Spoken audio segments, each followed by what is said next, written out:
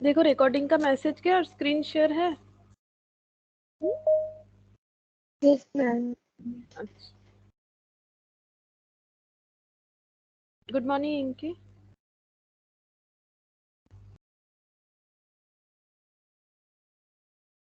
Good morning good इनकी। Morning. Good morning ma'am. अच्छा देखो,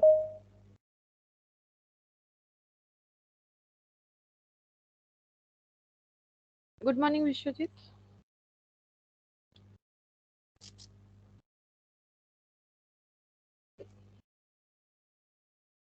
अच्छा देखो, हम लोग यहाँ पर आज जो टॉपिक स्टार्ट करेंगे दैट इज फाइनल अकाउंट्स। ठीक है, आज हम लोग फाइनल अकाउंट स्टार्ट करेंगे।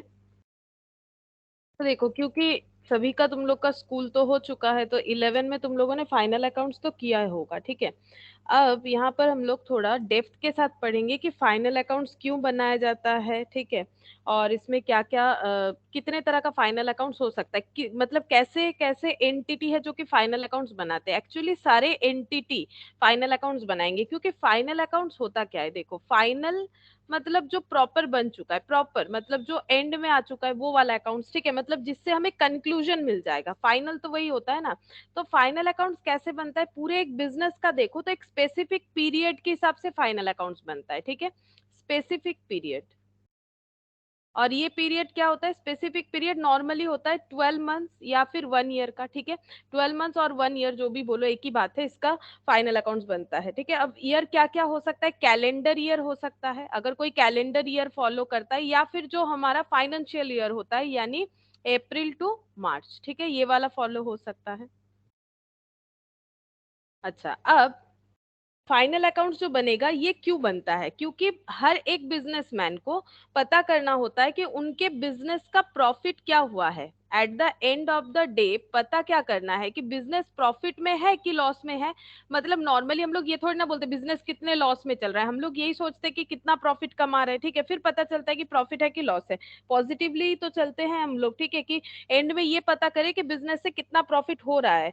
तो प्रॉफिट कितना है एक्चुअली पता करने के लिए हमें क्या प्रिपेयर करना पड़ेगा, फाइनल अकाउंट्स। ठीक है, फाइनल अकाउंट्स का क्या क्या प्रिपेयर करना पड़ेगा। फाइनल अकाउंट्स में हम लोग बनाते हैं normally trading, PL and balance sheet. ठीक है, पहले बहुत पहले ट्रेडिंग और पीएल अलग अलग होता था, जिसका कंसेप्ट तुम लोग को शायद नहीं भी पता हो, क्योंकि ट्रेडिंग पीएल तुम लोगों ने एक ही साथ किया होगा नॉर्मली 11 में। ठीक है, पहले ट्रेडिंग अलग होता था, पीएल अलग होता था, और बैलेंस शीट तो हमेशा ही अलग होता है। लेकिन अभी ट्रेडिंग पीएल एक ही साथ होता है। ठीक है, अब तुम लोग के लिए कोई नया चीज नहीं, क्योंकि तुम लोग ट्रेडिंग पीएल एक ही साथ करके मतलब 11 में एक ही साथ किया होगा तुम लोगों ने। ये देखो, फाइनल अकाउंट्स का 3 चीज होता है। ठीक है, ट्रेडिंग, पीएल, बैलेंस शीट। एक बार हम अलग अलग लिख लेते हैं यहाँ पर, जैसे लिखा हुआ है ट्रेडिंग, पीएल और बैलेंस शीट। ठीक है, अच्छा अब देखो, एंटिटी जो है वो दो तरह का होता है। ठीक है, एक होता है मैन्युफैक्चरिंग एंटिटी, एक होता है नॉन मैन्युफैक्चरिंग एंटिटी। ठीक है, यहाँ पर तुम लोग को सभी पढ़ने के लिए मिलेगा, लेकिन ये शेयर कर देंगे हम जिन लोगों के पास नहीं है। लेकिन यहाँ पर बहुत डिटेल्स में दिया हुआ है, तो पढ़ोगे तो समझ जाओगे। मतलब बहुत ही बहुत सारे लैंग्वेज के साथ एक्सप्लेनेशन के साथ दिया है, हम जिस्ट बता देते हैं। देखो, जो नॉन मैन्युफैक्चरिंग एंटिटीज हो सकता है, और एंटिटी और एक तरह का हो सकता है मैन्युफैक्चरिंग। तो देखो, एंटिटी दो तरह का हो सकता है। एंटिटीज जो है वो दो तरह का हो सकता है, एक तो मैन्युफैक्चरिंग और एक हो सकता है नॉन मैन्युफैक्चरिंग। ठीक है, नॉन मैन्युफैक्चरिंग। अब दोनों में फर्क क्या है। ठीक है, मैन्युफैक्चरिंग और नॉन मैन्युफैक्चरिंग में फर्क ये है, मैन्युफैक्चरर वो है जो खुद से रॉ मटेरियल खरीदते हैं मार्केट से, उसको फिनिश गुड्स में ट्रांसफर करते हैं, फिर सेल करते हैं। ठीक है, वो मैन्युफैक्चरर है, यानी जिनके पास फैक्ट्री का अवेलेबिलिटी होगा। ठीक है, जिनके पास फैक्ट्री ओरिएंटेड काम होता है। लेकिन नॉन मैन्युफैक्चरर कौन है, जो कुछ प्रोडक्शन तो नहीं करते हैं, किसी से फिनिश गुड्स खरीदते हैं, उस पर प्रॉफिट लगा के कंज्यूमर को बेच देते हैं। ठीक है, तो मैन्युफैक्चरर जो है वो क्या करते हैं, मैन्युफैक्चरिंग जो एंटिटीज है वो मैन्युफैक्चर करती है, यानी उनका फैक्ट्री ओरिएंटेड काम है। तो उनको क्या क्या प्रिपेयर करना पड़ता है पता है, उनको प्रिपेयर करना पड़ता है एक मैन्युफैक्चरिंग अकाउंट। ठीक है, ये हो सकता है, ये हम लोग बाद में पढ़ेंगे। हमारा ये भी टॉपिक है कि final accounts for manufacturing entity, तब हम लोग पढ़ेंगे। तो मैन्युफैक्चरिंग अकाउंट प्रिपेयर करना पड़ेगा पहले उनको, जहां पर वो ये कैलकुलेट करेंगे कि जो प्रोडक्ट उन्होंने रेडी किया, रॉ मटेरियल से जो फिनिश गुड्स बनाया, उसका कॉस्टिंग कितना है। फिर उसको कहाँ सेंड करेंगे, ट्रेडिंग अकाउंट में, क्योंकि अब उनको क्या करना है, उस फिनिश गुड्स को सेल करना है, ठीक है। फिर क्या बनाएंगे वो, मतलब ट्रेडिंग एंड पीएल एक साथ, हम एक बार इंडिविजुअली दिखा रहे, फिर पीएल और बैलेंस शीट, ठीक है। और जो नॉन मैन्युफैक्चरर है, यानी जो फैक्ट्री नहीं है जिनके पास, ठीक है, वो उनका कुछ प्रोडक्शन का काम नहीं है, वो किसी और से फिनिश्ड गुड्स खरीदते हैं, यानी वो कौन है, वो है ट्रेडर, ठीक है। एंटिटीज मैन्युफैक्चरिंग और नॉन मैन्युफैक्चरिंग हो सकता है। नॉन मैन्युफैक्चरिंग यानी जिनको हम लोग बोलते हैं ट्रेडर, ठीक है, जो सिर्फ ट्रेड करते हैं। और मैन्युफैक्चरिंग मतलब जिनको हम लोग बोल सकते हैं मैन्युफैक्चरर, ठीक है, मैन्युफैक्चरर। इनको क्या बनाना है, इनको मैन्युफैक्चरिंग अकाउंट नहीं बनाना पड़ता है, तो ये क्या बनाते हैं, इनका मैन्युफैक्चरिंग अकाउंट का कोई नीड नहीं है, पहला वाला क्रॉस नहीं लगाते। चलो ये क्या क्या बनाएंगे, ये बनाएंगे ट्रेडिंग अकाउंट, ट्रेडिंग अकाउंट तो इनको भी बनाना पड़ेगा, पीएल अकाउंट बनाएंगे और बैलेंस शीट बनाएंगे। अब ये बनाने का बेनिफिट क्या है, देखो ये सारा मिला के यहाँ पर हो जाता है फाइनल अकाउंट, ये पूरा चीज मिला के इनके केस में ये हो जाएगा हम लोगों का फाइनल अकाउंट, ठीक है। और यहाँ पर ये तीन चीज मिला के हो जाएगा फाइनल अकाउंट्स। तो फाइनल अकाउंट्स दोनों केस में ही है। तो अब हमें बेनिफिट क्या क्या है, देखो ये सब प्रिपेयर करने का, जैसे ट्रेडिंग पीएल बैलेंस शीट दोनों को ही बनाना है, ठीक है। ट्रेडिंग से क्या पता चलता है, ट्रेडिंग से हमें पता चलता है जीपी यानी ग्रॉस प्रॉफिट, ठीक है। पीएल से हमें क्या पता चलता है, पीएल से हमें पता चलता है नेट प्रॉफिट, एनपी यानी नेट प्रॉफिट। और बैलेंस शीट से क्या पता चलता है, बैलेंस शीट से पता चलता है एसेट एंड लाइबिलिटीज के बारे में, ठीक है, एसेट एंड लाइबिलिटीज के बारे में। अच्छा, अब ट्रेडिंग और पीएल को, ये दोनों को कंबाइनली क्या बोला जाता है पता है, ट्रेडिंग और पीएल को बोला जाता है इनकम स्टेटमेंट, इनकम स्टेटमेंट। क्योंकि यहाँ से हमें ये पता चलता है हमारे बिजनेस में क्या अर्निंग हुआ, यानी प्रॉफिट हुआ कि लॉस हुआ, इसको बोला जाता है पोजिशनल स्टेटमेंट, ठीक है। पोजिशनल स्टेटमेंट मतलब बिजनेस में एसेट और लाइबिलिटी का पोजीशन क्या है, ठीक है। तो एसेट लाइबिलिटी का पोजीशन, चाहे वो मैन्युफैक्चरर और ट्रेडर, उसको पता करना ही है, तो वो बैलेंस शीट बनाएंगे। बिजनेस में इनकम मतलब profit, gross profit, net profit क्या है, ये दोनों को पता करना है। और मैन्युफैक्चरिंग अकाउंट से क्या पता चलेगा, कॉस्ट ऑफ गुड्स प्रोड्यूस्ड, ठीक है, ये यहाँ पर लिख देते हैं, ये हम लोग सेपरेटली करेंगे, अलग टॉपिक है हम लोग का, कॉस्ट ऑफ गुड्स प्रोड्यूस्ड। जो गुड्स प्रोड्यूस्ड हो रहा है उसका कॉस्ट कितना है, मतलब मैन्युफैक्चर करने का खर्चा कितना आया, ठीक है। ये बस इतना ही पता करते हैं अभी यहाँ पर, क्योंकि हम लोग अभी पढ़ रहे हैं नॉन मैन्युफैक्चरिंग एंटिटीज का फाइनल अकाउंट्स कैसे प्रिपेयर होगा। अब ये देखो ट्रेडिंग पीएल बैलेंस शीट, ये तो मैंने बताया, तुम लोग को पता भी है कि ट्रेडिंग पीएल बैलेंस शीट होता है। अच्छा, अब यहाँ पर देखो ट्रेडिंग पीएल जो है, इसका पर्पस जैसे यहाँ पर ग्रॉस प्रॉफिट कैलकुलेट करने का है, यहाँ पर किस चीज को कैलकुलेट करने का है, नेट प्रॉफिट। अब ये दोनों का बेनिफिट देखो, ग्रॉस प्रॉफिट किसको बोला जाता है, नेट प्रॉफिट किसको बोला जाता है, ये पता करते हैं। देखो ये देखो ग्रॉस प्रॉफिट कौन सा होता है, ग्रॉस प्रॉफिट का मतलब है profit due to sales and purchase including of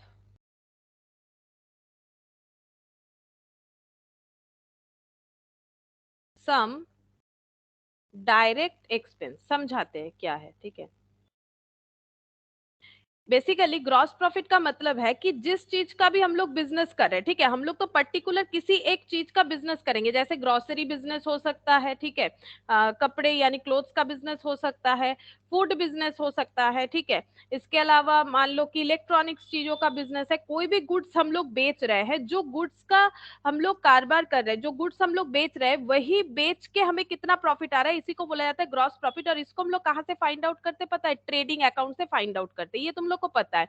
अब ट्रेडिंग अकाउंट में हम लोग लिखते क्या क्या है, ट्रेडिंग अकाउंट में हम लोग लिखते हैं ओपनिंग स्टॉक, ठीक है। ओपनिंग स्टॉक मतलब जो फिनिश गुड्स हम लोग बेच रहे हैं उसका प्रीवियस कोई स्टॉक है तो वो हम लोग इस साल बेच सकते हैं, तो हमारे पास कितना स्टॉक है, दैट इज ओपनिंग स्टॉक। अगर हम लोगों ने नया कुछ परचेज किया है तो वो लिखेंगे परचेज, ठीक है। फिर अगर हम लोग इसमें से क्या करेंगे, अब स्टॉक क्यों खरीदा है, बिजनेस क्यों कर रहे हैं, बेच के प्रॉफिट कमाने के लिए, तो बाई सेल्स हो जाएगा, ठीक है। और यहाँ पर क्या लिखते हैं, सेल करके अगर प्रॉफिट आया तो हम लोग उसको लिखते हैं ग्रॉस प्रॉफिट। और यहाँ पर क्या लिखेंगे, क्लोजिंग स्टॉक, जो स्टॉक नहीं बेच पाए उसको हम लोग लिखेंगे क्लोजिंग स्टॉक, ठीक है। तो यहाँ पर हमारा क्या आ गया, बेच के क्या प्रॉफिट हुआ, दैट इज ग्रॉस प्रॉफिट। तो प्रॉफिट क्या लिखा है देखो, due to sales and purchase, ठीक है, परचेज और सेल, परचेज किया हम लोगों ने स्टॉक, फिर उसे बेच दिया, और इस दोनों का गैप का जो प्रॉफिट आया उसी को हम लोग बोलेंगे ग्रॉस प्रॉफिट, और जो नहीं बेच पाए वो क्लोजिंग स्टॉक है, इंक्लूडिंग सम डायरेक्ट एक्सपेंस। तो यहाँ पर क्या आ जाता है, कुछ डायरेक्ट एक्सपेंसेस भी हम लोग लिखते हैं।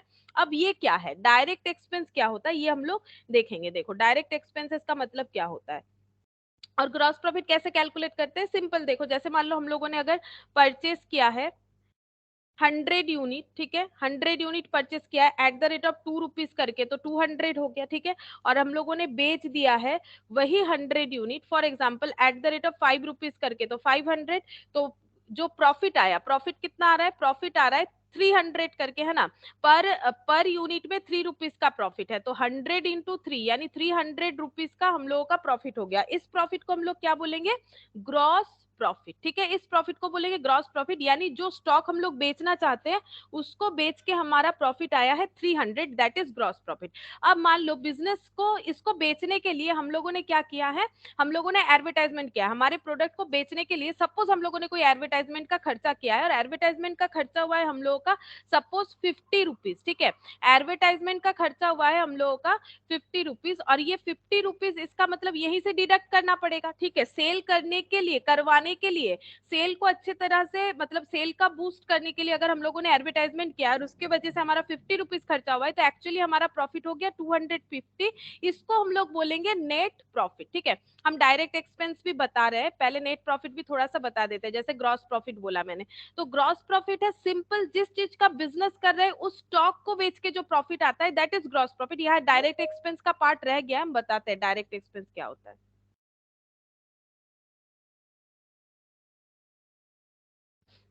Good morning Shubhajit. Good morning ma'am. तो ये हो जाता है नेट प्रॉफिट, ठीक है, इसको हम लोग बोलेंगे नेट प्रॉफिट। ये नेट प्रॉफिट जो है यहाँ पर हम लोगों ने कैसे कैलकुलेट किया नेट प्रॉफिट, नेट प्रॉफिट यानी स्टॉक बेच के नहीं, अब स्टॉक को बिकवाने का अगर किसी भी तरह का खर्चा है वो डिडक्ट करने से जो आता है that is called net profit, ठीक है, इसको हम लोग नेट प्रॉफिट बोलते हैं। अच्छा, अब यहाँ पर देखो, जैसे मैंने ग्रॉस प्रॉफिट बोला, ठीक है, ट्रेडिंग बनता है जहां से हम लोग ग्रॉस प्रॉफिट कैलकुलेट करते हैं, पीएल जहां से नेट प्रॉफिट, और इन दोनों को बोला जाता है इनकम स्टेटमेंट, और बैलेंस शीट को बोला जाता है पोजिशनल स्टेटमेंट, ठीक है। अब जैसे मैंने बोला कि ग्रॉस प्रॉफिट का एक्चुअल मतलब क्या है, प्रॉफिट्स जो सेल और परचेज की वजह से, जैसे हम लोगों ने 100 यूनिट परचेज किया, सेल कर दिया 100 यूनिट, 5 रुपए में परचेज किया था, 2 रुपए करके, 3 रुपए करके एक एक में प्रॉफिट कमाया, यानी हम लोगों का gross profit 300, that is stock बेच के प्रॉफिट, जिसमें ये डायरेक्ट एक्सपेंस अभी मैंने नहीं समझाई, ये समझाएंगे, ठीक है। अच्छा, अब नेट प्रॉफिट मैंने यहाँ पर बताया कि अगर इस स्टॉक को बिकवाने का हम लोग कोई एडिशनल खर्चा कर रहे हैं तो प्रॉफिट हमारा ऑब्वियसली कम होगा, तो ये हो गया नेट प्रॉफिट। नेट प्रॉफिट क्या होता है, अब यहाँ पर नेट प्रॉफिट लिख के दिखाते हैं, देखो नेट प्रॉफिट क्या होता है। नेट प्रॉफिट का मतलब होता है overall overall profit of business, business का ओवरऑल प्रॉफिट, ठीक है, मतलब इसीलिए इसको ग्रॉस बोलते हैं। ग्रॉस का मतलब क्या, जहां से कुछ डिडक्ट हो सकता है, नेट मतलब सब कुछ डिडक्ट करके हमें मिला है जिससे और कुछ डिडक्ट नहीं हो सकता है, तो नेट प्रॉफिट का मतलब ओवरऑल प्रॉफिट ऑफ बिजनेस, या फिर ओवरऑल बोल सकते हो ओवरऑल पिक्चर ऑफ बिजनेस, ठीक है। नेट प्रॉफिट कहां से मिलता है, नेट प्रॉफिट पीएल से मिलता है, यहाँ पर मैंने पहले ही दिखाया, ठीक है, पीएल से मिलता है। तो नेट प्रॉफिट का मतलब हो गया कि अगर हम लोग कुछ भी मतलब बिजनेस का ओवरऑल अगर हमें प्रॉफिट पता करना है तो हम लोग उसके लिए क्या कैलकुलेट करेंगे, नेट प्रॉफिट, ठीक है। और नेट प्रॉफिट कैसे आता है, ग्रॉस प्रॉफिट से, ठीक है, ग्रॉस प्रॉफिट से अगर बिजनेस को ऑपरेट करने का जो भी खर्चा है वो हम लोग लेस कर देते हैं, ठीक है। ग्रॉस प्रॉफिट से हम लोग क्या लेस कर सकते हैं, ग्रॉस प्रॉफिट से अगर हम लोग लेस कर देते हैं ऑपरेटिंग एक्सपेंसेस, ठीक है, जैसे कि ऑफिस एंड एडमिनिस्ट्रेशन का खर्चा प्लस सेलिंग एंड डिस्ट्रीब्यूशन का खर्चा। सोचो तुम लोग पीएल में, तुम लोग तो पीएल बना चुके हो 11 में, तो तुम लोग पीएल में क्या क्या लिखते हो, पीएल में तुम लोग लिखते हो ऑफिस रिलेटेड खर्चा, जैसे कि सैलरी हो गया, ऑफिस का रेंट हो गया, इलेक्ट्रिसिटी का खर्चा हो गया, ये सब ऑफिस एडमिनिस्ट्रेशन का खर्चा है, ठीक है। और सेलिंग डिस्ट्रीब्यूशन में जैसे एडवर्टाइजमेंट का खर्चा हो गया, सेलिंग कमीशन हो गया, यानी बिजनेस को ऑपरेट करने का जो भी खर्चा होता है वो खर्चा अगर हम लोग लेस कर देते हैं तो हमारे पास जो प्रॉफिट बचेगा, यानी प्रोप्राइटर जो प्रॉफिट प्रॉफिट लेके घर जा सकता है, बेसिकली ये बोल सकते हैं कि जो प्रॉफिट वो ओन पर्पस में यूज कर सकता है उसको हम लोग बोलेंगे नेट प्रॉफिट, ठीक है। तो ग्रॉस प्रॉफिट तुम लोग ब्रॉट डाउन करते हो, फिर वहां से ऑपरेटिंग एक्सपेंसेस को लेस करते हो तो नेट प्रॉफिट आता है। फिर नॉन ऑपरेटिंग इनकम भी आएगा, धीरे धीरे बताते हैं क्या होता है, ठीक है। तुम लोग जैसे बाई साइड में इनकम भी लिखते हो ना, तो वो भी बताएंगे। तो यहाँ पर ये हो गया नेट प्रॉफिट, ठीक है। अब नेट प्रॉफिट और ग्रॉस प्रॉफिट का एक ओवरव्यू मैंने दिया। अब हम बताएंगे कि डायरेक्ट एक्सपेंस क्या होता है। देखो जो मैंने यहाँ पर लिखा था कि ग्रॉस प्रॉफिट कैलकुलेट करने का मतलब है परचेस सेल का डिफरेंस, मतलब स्टॉक बेच के जो प्रॉफिट हो रहा है। लेकिन यहाँ पर एक्सपेंसेस में मैंने एक डायरेक्ट एक्सपेंस भी बोला, ये क्या होता है देखो। यहाँ पर हेडिंग करते हैं एक्सपेंसेस। एक्सपेंसेस दो तरह का होगा, डायरेक्ट और इनडायरेक्ट, ठीक है। डायरेक्ट एक्सपेंस क्या है? डायरेक्ट एक्सपेंसेस का मतलब है expenses up to the factory level, ठीक है। फैक्ट्री लेवल बताएंगे क्या होता है। और इनडायरेक्ट का मतलब हुआ है एक्सपेंसेस बियॉन्ड फैक्ट्री लेवल, ठीक है। अब फैक्ट्री किसका होगा? जो मैन्युफैक्चरर होगा, जैसे कि मैंने पहले ही बोला, और ये कॉमन बात है क्योंकि फैक्ट्री उनका ही होता है ना जो मैन्युफैक्चरिंग यूनिट चलाते हैं, ठीक है। तो फैक्ट्री लेवल तक का जो भी खर्चा है उसे डायरेक्ट एक्सपेंस बोलेंगे। फैक्ट्री लेवल से जो खर्चा रिलेटेड नहीं है, बियॉन्ड फैक्ट्री लेवल है, उसे हम लोग इनडायरेक्ट बोलेंगे। ये मैंने कौन से बेसिस पे बोला? ये बात मैंने मैन्युफैक्चरिंग बेसिस पे बोला, ठीक है। ये बात मैंने बोला मैन्युफैक्चरिंग बेसिस पे। मैन्युफैक्चरिंग बिजनेस के लिए एग्जाम्पल क्या हो सकता है? जैसे मान लो फैक्ट्री से रिलेटेड खर्चा हो गया पावर, क्योंकि पावर फैक्ट्री से रिलेटेड होता है। इलेक्ट्रिसिटी फैक्ट्री से रिलेटेड नहीं होता है। पावर जो होता है वो मतलब मशीन चलाने के लिए जिस तरह का इलेक्ट्रिसिटी कंजम्पशन होता है उसे पावर बोला जाता है, ठीक है। और नॉर्मली जो डोमेस्टिक इलेक्ट्रिसिटी यूज होता है उसे हम लोग इलेक्ट्रिसिटी बोलते हैं, ठीक है। उसे हम लोग पावर नहीं बोलते हैं, ठीक है। तो ये हो गया पावर। अच्छा, उसके बाद यहाँ पर वेजेस, ठीक है, वेजेस हो सकता है। अच्छा, और यहाँ पर ये क्या हो सकता है? देखो जैसे फैक्ट्री बियॉन्ड फैक्ट्री, इसमें हो सकता है rent of office, salary of office staff, interest on loan, ठीक है। ये कुछ भी फैक्ट्री रिलेटेड नहीं है, लेकिन अगर यहाँ पर भी क्या रेंट नहीं आएगा? आएगा। अगर रेंट ऑफ फैक्ट्री बता रहा है तो ऑब्वियसली ये यहाँ पर ही आएगा, ठीक है। तो डायरेक्ट इनडायरेक्ट का एक्सपेंसेस, डायरेक्ट इनडायरेक्ट एक्सपेंसेस का मतलब ये होता है, ठीक है। अच्छा, अब हम लोग तो मैन्युफैक्चरिंग नहीं पढ़ेंगे आज, हम लोग पढ़ेंगे नॉन मैन्युफैक्चरिंग, ठीक है। तो नॉन मैन्युफैक्चरिंग के केस में डायरेक्ट इनडायरेक्ट का मतलब क्या होता है ये भी एक बार मैंने बता दिया। मैन्युफैक्चरिंग यूनिट में डायरेक्ट इनडायरेक्ट कैसे हम लोग आइडेंटिफाई करेंगे। लेकिन अगर हम लोग ट्रेडर हैं, ठीक है, मतलब अगर हम लोग ट्रेडिंग बिजनेस चलाते हैं, ट्रेडिंग बिजनेस का मतलब हो गया कि जो मैन्युफैक्चरिंग करके प्रोडक्ट नहीं बेचते, किसी से परचेस करके उस पर प्रॉफिट लगा के बेचते हैं, ठीक है। जैसे नॉर्मली ग्रोसरी शॉप वाले, ठीक है। तो ट्रेडिंग बिजनेस के केस में क्या हो जाएगा? ट्रेडिंग बिजनेस का मतलब goods are purchased and sold out, ठीक है। गुड्स खरीदो और उसे कुछ प्रॉफिट लगा के बेच दो, that is called trading business. अब ट्रेडिंग बिजनेस के अंडर में डायरेक्ट एक्सपेंस क्या होगा? मतलब ट्रेडिंग में कौन से एक्सपेंसेस को हम लोग लिखेंगे जिसको डायरेक्ट बोलेंगे, और इनडायरेक्ट क्या होगा, ठीक है। इसमें डायरेक्ट का मतलब क्या होता है? ट्रेडिंग में डायरेक्ट का मतलब होता है, यहाँ पर लिखते हैं, ठीक है, ऐसे करके लिख रहे हैं। ट्रेडिंग में डायरेक्ट का मतलब होता है all expenses related from purchase of goods, ठीक है। गुड्स परचेस करने का जो भी खर्चा होगा उसको हम लोग बोलेंगे डायरेक्ट एक्सपेंसेस, ठीक है। और यहाँ पर लिख देते हैं and expenses incurred till purchased goods reached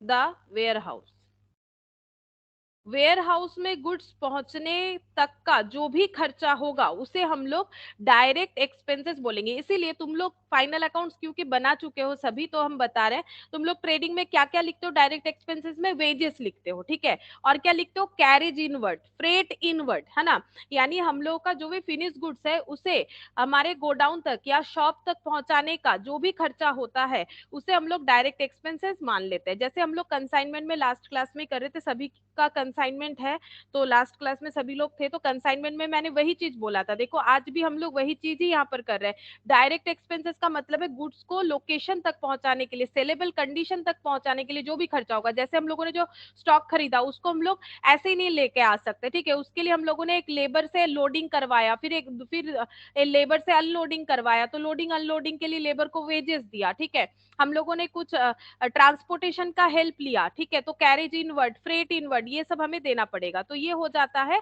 stock जब तक हमारे सेलेबल कंडीशन में नहीं आ रहा है, स्टॉक का कॉस्ट क्या है, बढ़ रहा है, ठीक है। जैसे हम लोग लास्ट दिन देख रहे थे कंसाइनमेंट में कि कंसाइनर ने खर्चा किया है फ्रेट का, तो ऐड करना पड़ेगा, इंश्योरेंस का तो ऐड करना पड़ेगा। उसी तरह से अगर इस तरह का खर्चा है जो कि गुड्स को सेलेबल कंडीशन में लाने के लिए करना पड़ रहा है, तो वो सब डायरेक्ट एक्सपेंसेस हो जाएगा। जैसे इसका एग्जाम्पल अगर दे, एग्जाम्पल में जैसे कैरेज इनवर्ड, ठीक है, कैरेज इनवर्ड। अच्छा, अब जैसे देखो यहाँ पर इनडायरेक्ट का क्या हो जाएगा, यहाँ पर लिख देते हैं, ठीक है, इनडायरेक्ट का ऑल एक्सपेंसेस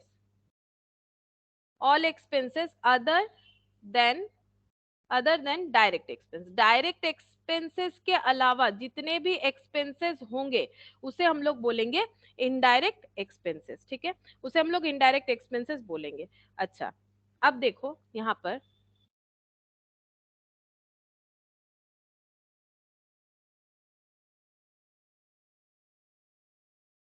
डायरेक्ट एक्सपेंसेस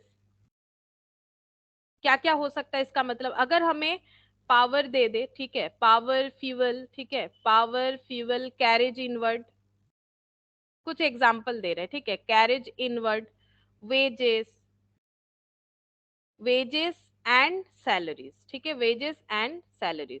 अब देखो ये मैंने एग्जांपल दिया, क्या मैंने पहले ऐसा एग्जांपल नहीं दिया है, लेकिन अगर ऐसा मिक्स्ड अप है, ठीक है, जैसे मान लो पावर फ्यूल, ये सब तो फैक्ट्री रिलेटेड है, ठीक है, तो ये फैक्ट्री में मतलब मैन्युफैक्चरिंग अकाउंट में जाना चाहिए। लेकिन अगर हमें मैन्युफैक्चरिंग अकाउंट बनाने नहीं बोला है, सिर्फ ट्रेडिंग अकाउंट बनाने बोला है, तो फैक्ट्री रिलेटेड खर्चा भी ट्रेडिंग में ही देना पड़ेगा, क्योंकि हमारे पास दूसरा कोई ऑप्शन नहीं है, ठीक है। Normally power fuel related to factory है, लेकिन फैक्ट्री में जो मैन्युफैक्चर हो रहा है, मतलब रॉ मटेरियल से फिनिश गुड्स का ट्रांसफॉर्मेशन के लिए जो अकाउंट का नीड होता है, दैट इज मैन्युफैक्चरिंग अकाउंट। लेकिन हमें क्वेश्चन में अगर बोल रहा है कि सिर्फ ट्रेडिंग बनाओ, तो हमें पता है कि ये डायरेक्ट एक्सपेंसेस है, और डायरेक्ट एक्सपेंसेस कहां पर आता है, मैन्युफैक्चरिंग में आता है, ट्रेडिंग में आता है। क्यों मैन्युफैक्चरिंग में आता है, क्योंकि मैन्युफैक्चरिंग फैक्ट्री से रिलेटेड है, expenses up to factory level को ही डायरेक्ट बोला जाता है, लेकिन वो मैन्युफैक्चरिंग एंटिटी के लिए होता है। लेकिन अगर हमें पावर फ्यूल इस तरह का खर्चा दे रखा है, लेकिन हमें ट्रेडिंग अकाउंट ही बनाने बोला है, मैन्युफैक्चरिंग नहीं, देन हम लोग इसे सिर्फ डायरेक्ट एक्सपेंसेस के तौर पे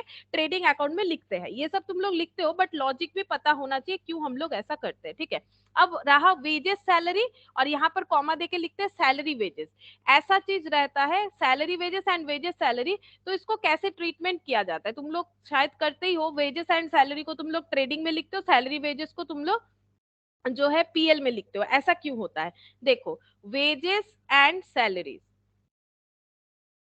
इसका मतलब ये हो गया कि वेजेस का प्रोपोर्शन ज्यादा है, सैलरी का प्रोपोर्शन कम है। पेमेंट में वेजेस ज्यादा जा रहा है, नेचर ऑफ वेजेस ज्यादा है, और सैलरी का नेचर कम है। मतलब सैलरी किनको दिया जाता है, जो स्किल्ड पर्सन होता है, एडमिनिस्ट्रेशन संभालते हैं, उन्हें सैलरी दिया जाता है। वेजेस जो फैक्ट्री पे काम करते हैं उनको दिया जाता है। लेकिन हमें अगर लैंग्वेज वेजेस एंड सैलरी बोला जा रहा है, इसका मतलब है कि यहाँ पर वेजेस का प्रोपोर्शन ज्यादा जा रहा है, ठीक है।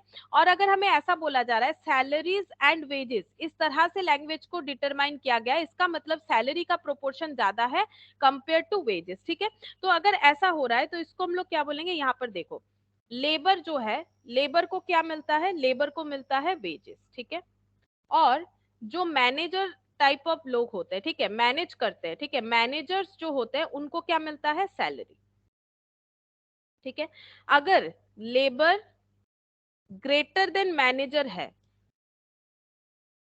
लेबर ज्यादा काम करते हैं मैनेजर से, ठीक है, तो वहां पर वेजेस ज्यादा हो जाएगा सैलरी से, तब हमें क्या लिखना पड़ेगा, वेजेस एंड सैलरी लिखा जाता है, ठीक है, तब वेजेस एंड सैलरी लिखा जाता है। इसको ट्रीट किया जाता है डायरेक्ट एक्सपेंसेस, ठीक है, इसको हम ऐसे लिख देते हैं, इसको ट्रीट किया जाएगा डायरेक्ट एक्सपेंसेस। और डायरेक्ट एक्सपेंसेस कहाँ आता है, अगर मैन्युफैक्चरिंग एंटिटी है तो मैन्युफैक्चरिंग में जाएगा, अगर ट्रेडिंग एंटिटी है तो ट्रेडिंग में जाएगा, या तो मैन्युफैक्चरिंग में जाएगा या तो ट्रेडिंग में जाएगा।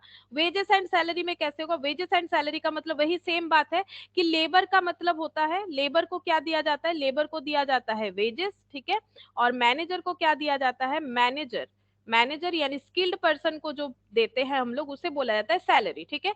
अच्छा, अगर हमारा मैनेजर जो है, ऑर्गेनाइजेशन में मैनेजर ज्यादा है कंपेयर टू लेबर, ठीक है, तो हम लोग को सैलरी ज्यादा देना पड़ेगा कंपेयर टू वेजेस, ठीक है, सैलरी ज्यादा देना पड़ेगा कंपेयर टू वेजेस। इसका मतलब हम लोग क्या बोलेंगे कि सैलरी एंड वेजेस कहां पर जाना चाहिए, सैलरी एंड वेजेस ये हम लोग का फिर जाना चाहिए इनडायरेक्ट एक्सपेंसेस के हिसाब से, ठीक है, इनडायरेक्ट एक्सपेंसेस के हिसाब से। और इनडायरेक्ट एक्सपेंसेस कहाँ जाता है, पीएल में जाता है, चाहे मैन्युफैक्चरिंग एंटिटी हो चाहे नॉन मैन्युफैक्चरिंग एंटिटी हो, ठीक है, तो इसको हम लोग इनडायरेक्ट एक्सपेंसेस की तरह ट्रीट कर सकते हैं।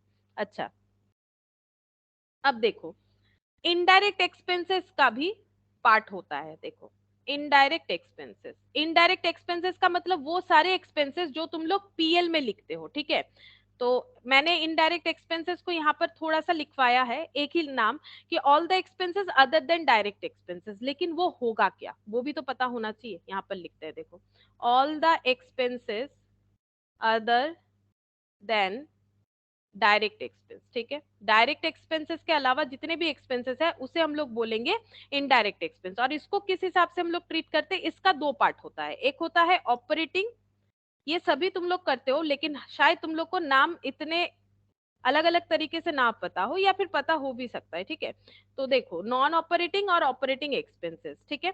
अब ऑपरेटिंग मतलब क्या, बिजनेस को ऑपरेट करने का खर्चा, नॉन ऑपरेटिंग मतलब क्या, जो बिजनेस को ऑपरेट करने का खर्चा नहीं होता है लेकिन फिर भी हम लोग पीएल में लिखते हैं, ऐसा क्या खर्चा है, अभी देखो एग्जाम्पल देने से समझ जाओगे। तो ऑपरेटिंग का मतलब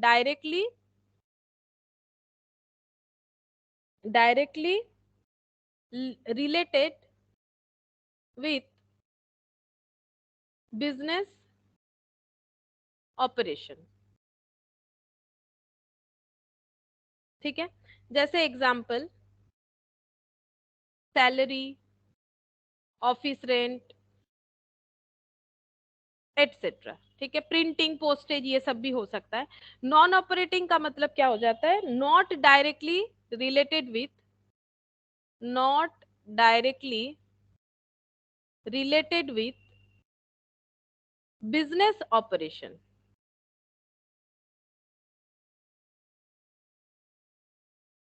जैसे कि एग्जाम्पल इंटरेस्ट ऑन लोन, अब ऐसा क्यों हो रहा है, डायरेक्टली रिलेटेड विद बिजनेस का मतलब बिजनेस अगर चल रहा है तभी ये खर्चा लगेगा, अदरवाइज नहीं लगेगा, ऐसे खर्चे को बोला जाता है ऑपरेटिंग एक्सपेंसेस। जैसे देखो अगर बिजनेस कंटिन्यूएशन फॉर्म में है तो ही सैलरी देना पड़ेगा, तो ही रेंट देना पड़ेगा, अगर बिजनेस बंद हो गया है किसी भी रीजन से तो हमें, अगर हम लोग स्टाफ नहीं रख रहे हैं तो सैलरी नहीं देना पड़ेगा, अगर हम लोग जो है बिल्डिंग जिसको रेंट पे लिया था वो बिल्डिंग अगर हम लोगों ने छोड़ दिया है, रेंट कैंसिल कर दिया है तो रेंट नहीं देना पड़ेगा। लेकिन नॉन ऑपरेटिंग एक्सपेंसेस का मतलब बिजनेस कंटिन्यूएशन फॉर्म में हो या ना हो जो खर्चा हमें देना पड़ेगा, जैसे कि लोन, अगर लोन ले लिए थे बिजनेस करने के लिए, बाई चांस अभी बिजनेस नहीं कर रहे हैं नहीं चल रहा है तो भी हमें इंटरेस्ट भरना पड़ेगा, इस तरह के खर्चे को बोला जाता है नॉन ऑपरेटिंग एक्सपेंसेस। और ये भी तुम लोग लिखते हो पीएल में, तुम लोग पीएल में लिखते हो टू इंटरेस्ट ऑन लोन बोल के, ठीक है, लेकिन इसका लॉजिक ये है कि हम लोग इनडायरेक्ट एक्सपेंस बेसिकली पीएल में रिकॉर्ड करते हैं, ठीक है। तो इनडायरेक्ट एक्सपेंसेस का मतलब होता है दो तरह से, ऑपरेटिंग और नॉन ऑपरेटिंग एक्सपेंसेस, ठीक है। ऑपरेटिंग मतलब जो डायरेक्टली बिजनेस से रिलेट करेगा, नॉन ऑपरेटिंग मतलब जो डायरेक्टली बिजनेस से रिलेट नहीं करेगा, ठीक है। अब ऑपरेटिंग एक्सपेंसेस भी दो तरह का होगा, ठीक है, ऑपरेटिंग एक्सपेंस दो तरह का होता है, देखो क्या क्या होता है।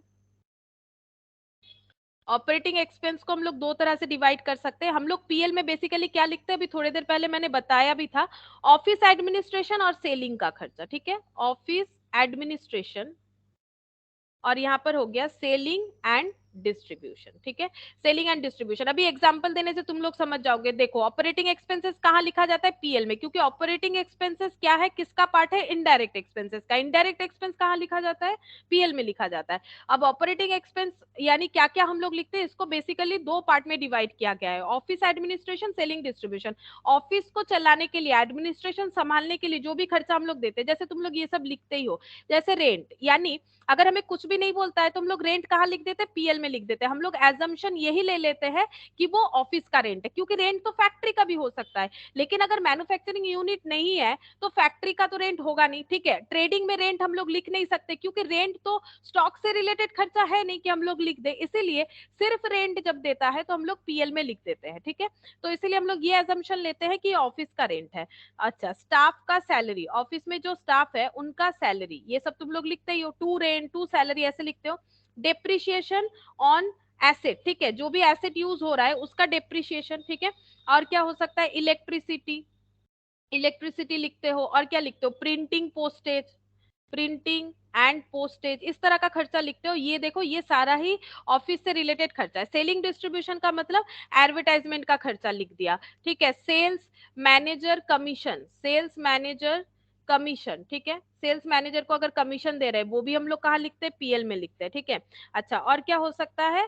सेल्स स्टाफ सैलरी, ठीक है, ये भी हो सकता है। और एक चीज तुम लोग लिखते हो, दैट इज कैरेज आउटवर्ड, वो भी तुम लोग पीएल में लिखते हो, लेकिन वो एक्चुअली क्या है, मैंने लास्ट क्लास में भी हम डिस्कस कर रहे थे। कैरेज आउटवर्ड का मतलब होता है कि अगर हम लोग कस्टमर को अपने प्रोडक्ट का डिलीवरी कर रहे हैं और उसमें कोई डिलीवरी चार्जेस नहीं इंक्लूड कर रहे हैं, that is carriage outward. Carriage inward होता है, उसको तुम लोग ट्रेडिंग में लिखते हो, लेकिन लॉजिक क्या है? कैरेज इनवर्ड मतलब हमारे फिनिश गुड्स को हमारे स्टोर तक, शॉप तक या गोडाउन तक, जहां से बिकेगा वहां तक लाने का खर्चा, कैरेज इनवर्ड, ठीक है। आउटवर्ड मतलब कैरेज आउटवर्ड, जो प्रोडक्ट हमारा आउटफ्लो हो रहा है यानी सेल हो रहा है, उसको कस्टमर तक पहुंचाने का खर्चा जो कंपनी खुद बेयर कर रही है, यानी फ्री डिलीवरी, इसको हम लोग बोल सकते हैं फ्री डिलीवरी, ठीक है।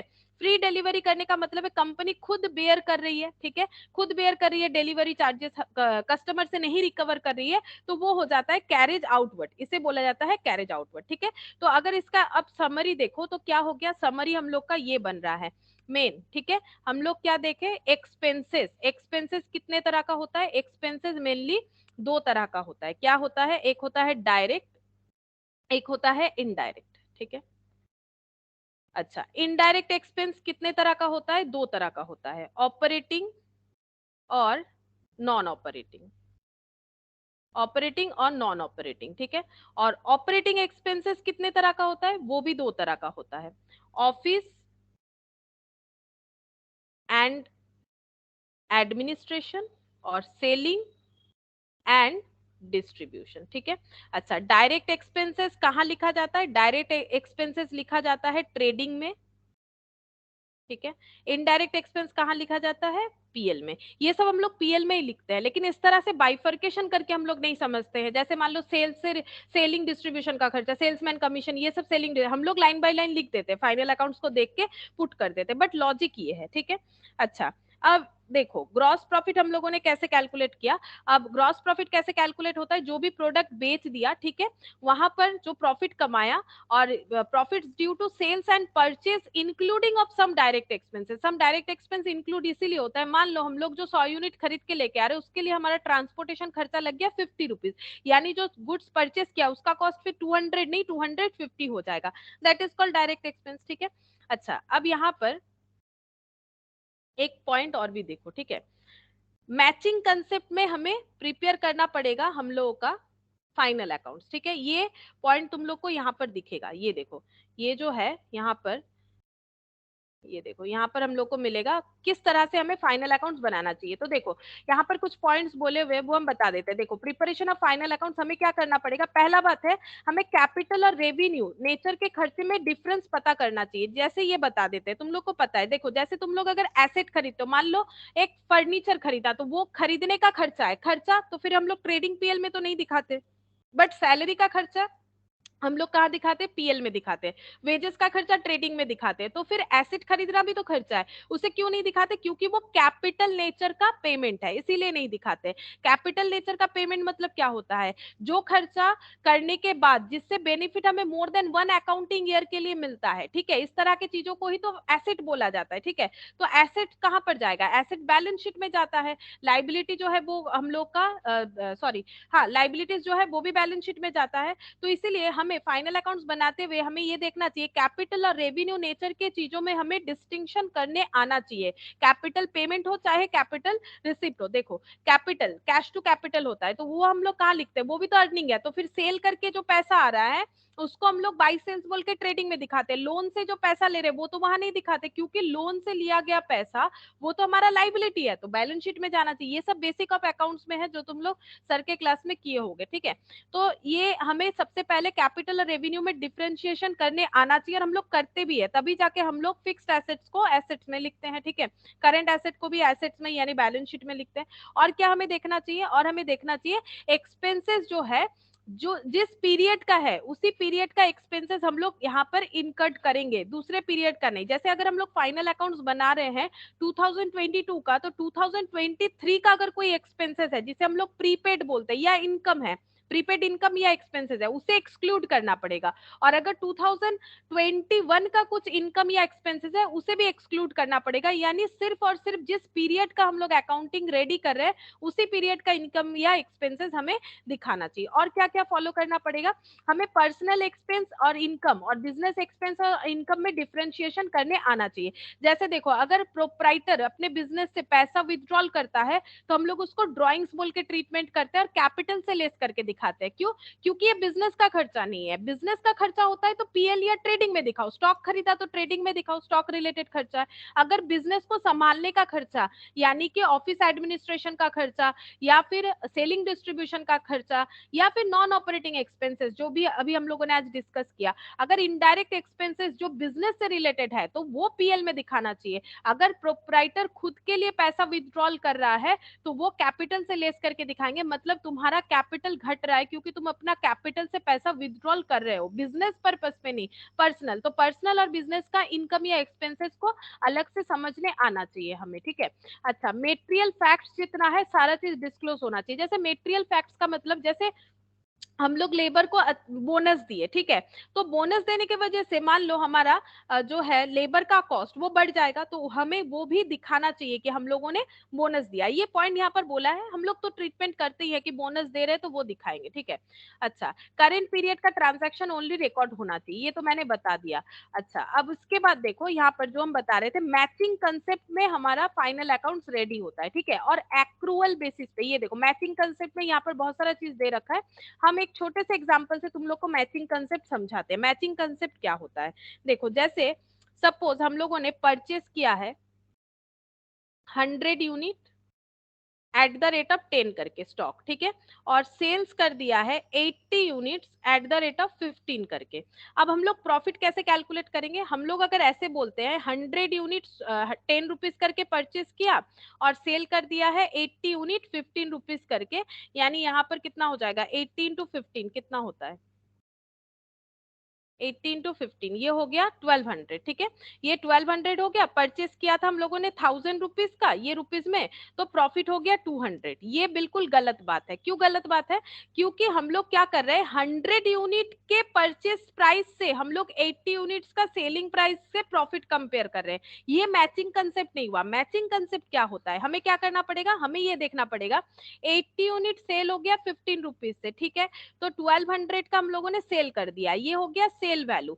और इसी सेल वैल्यू का परचेस प्राइस क्या था वो हमें कैलकुलेट करना चाहिए, यानी 100 नहीं, 80 यूनिट्स का परचेस 10 रुपीज करके, यानी 800, ठीक है। तो यहाँ पर हम लोग का प्रॉफिट कितना आया, 400, ठीक है। तो इसको बोला जाता है मैचिंग कंसेप्ट। मैचिंग कंसेप्ट का मतलब है कि कॉस्ट के साथ रेवेन्यू को मैच करो। मैचिंग कंसेप्ट का मतलब होता है कि cost should be match with revenue, ठीक है। रेवेन्यू मतलब अर्निंग, रेवेन्यू के साथ हमारा कॉस्ट मैचअप होना चाहिए। यहाँ अगर 80 यूनिट का कैलकुलेट कर रहे हो तो यहाँ भी 80 यूनिट होगा, ये तो गलत अप्रोच हो गया ना। हम लोग 80 यूनिट सेल कर रहे हैं और उसके साथ प्रॉफिट हम लोग यहाँ पर 1000 यूनिट का दिखा रहे हैं, तो हमारा प्रॉफिट कम दिखेगा, ठीक है। और ये गलत अप्रोच है। 100 यूनिट बेचा कहाँ है, बेचा तो नहीं है, खरीदा था। यानी बाकी कहाँ दिखाना चाहिए, बाकी हमें दिखाना चाहिए एज अ क्लोजिंग स्टॉक, जो नहीं बेच पाए। और अगर फाइनल अकाउंट्स बनाने का टाइम आ गया तो बाकी क्लोजिंग स्टॉक दिखाएंगे। यानी 20 यूनिट्स का हमें ये अप्रोच गलत होता है। तो 20 यूनिट्स का क्लोजिंग स्टॉक दिखाएंगे कितना में, क्लोजिंग स्टॉक हमेशा दिखाना चाहिए कॉस्ट और net realisable value whichever is lower. तो नेट रियलाइजेबल वैल्यू जब आएगा बताएंगे, फिलहाल कॉस्ट में दिखा देते, कॉस्ट कॉस्ट प्राइस में हमें हमेशा क्लोजिंग स्टॉक का वैल्यू करना चाहिए। यानी 200 हो गया, ठीक है। इसका मतलब ये जो प्रॉफिट आया ये 400 आया, ये कैसे आएगा, तो ये ग्रॉस प्रॉफिट है, ठीक है। स्टॉक बेच के प्रॉफिट आया, ग्रॉस प्रॉफिट। तो ग्रॉस प्रॉफिट बेसिकली हम लोगों ने कैसे कैलकुलेट किया, सेल से। अगर हम लोग क्या लेस करेंगे, सेल से हमें क्या लेस करना पड़ेगा, सेल्स वैल्यू, उससे हमें परचेस जो किया था उसको लेस करना पड़ेगा। इसको हम लोग क्या बोलेंगे, ये 800, तो परचेस तो हम लोगों ने 100 यूनिट किया था, तो 80 यूनिट हम लोग जो लेस कर रहे हैं इसको हम लोग क्या बोलेंगे, इसको हम लोग बोलेंगे कॉस्ट ऑफ गुड्स सोल्ड, ठीक है। क्योंकि कॉस्ट ऑफ गुड्स परचेज कितना है, कॉस्ट ऑफ गुड्स परचेज है 1000 रुपीज, मतलब जितना गुड्स परचेज किया उसका कॉस्ट है 1000 रुपीज, लेकिन जितना गुड्स सेल किया उसका कॉस्ट कितना है 800 रुपीज।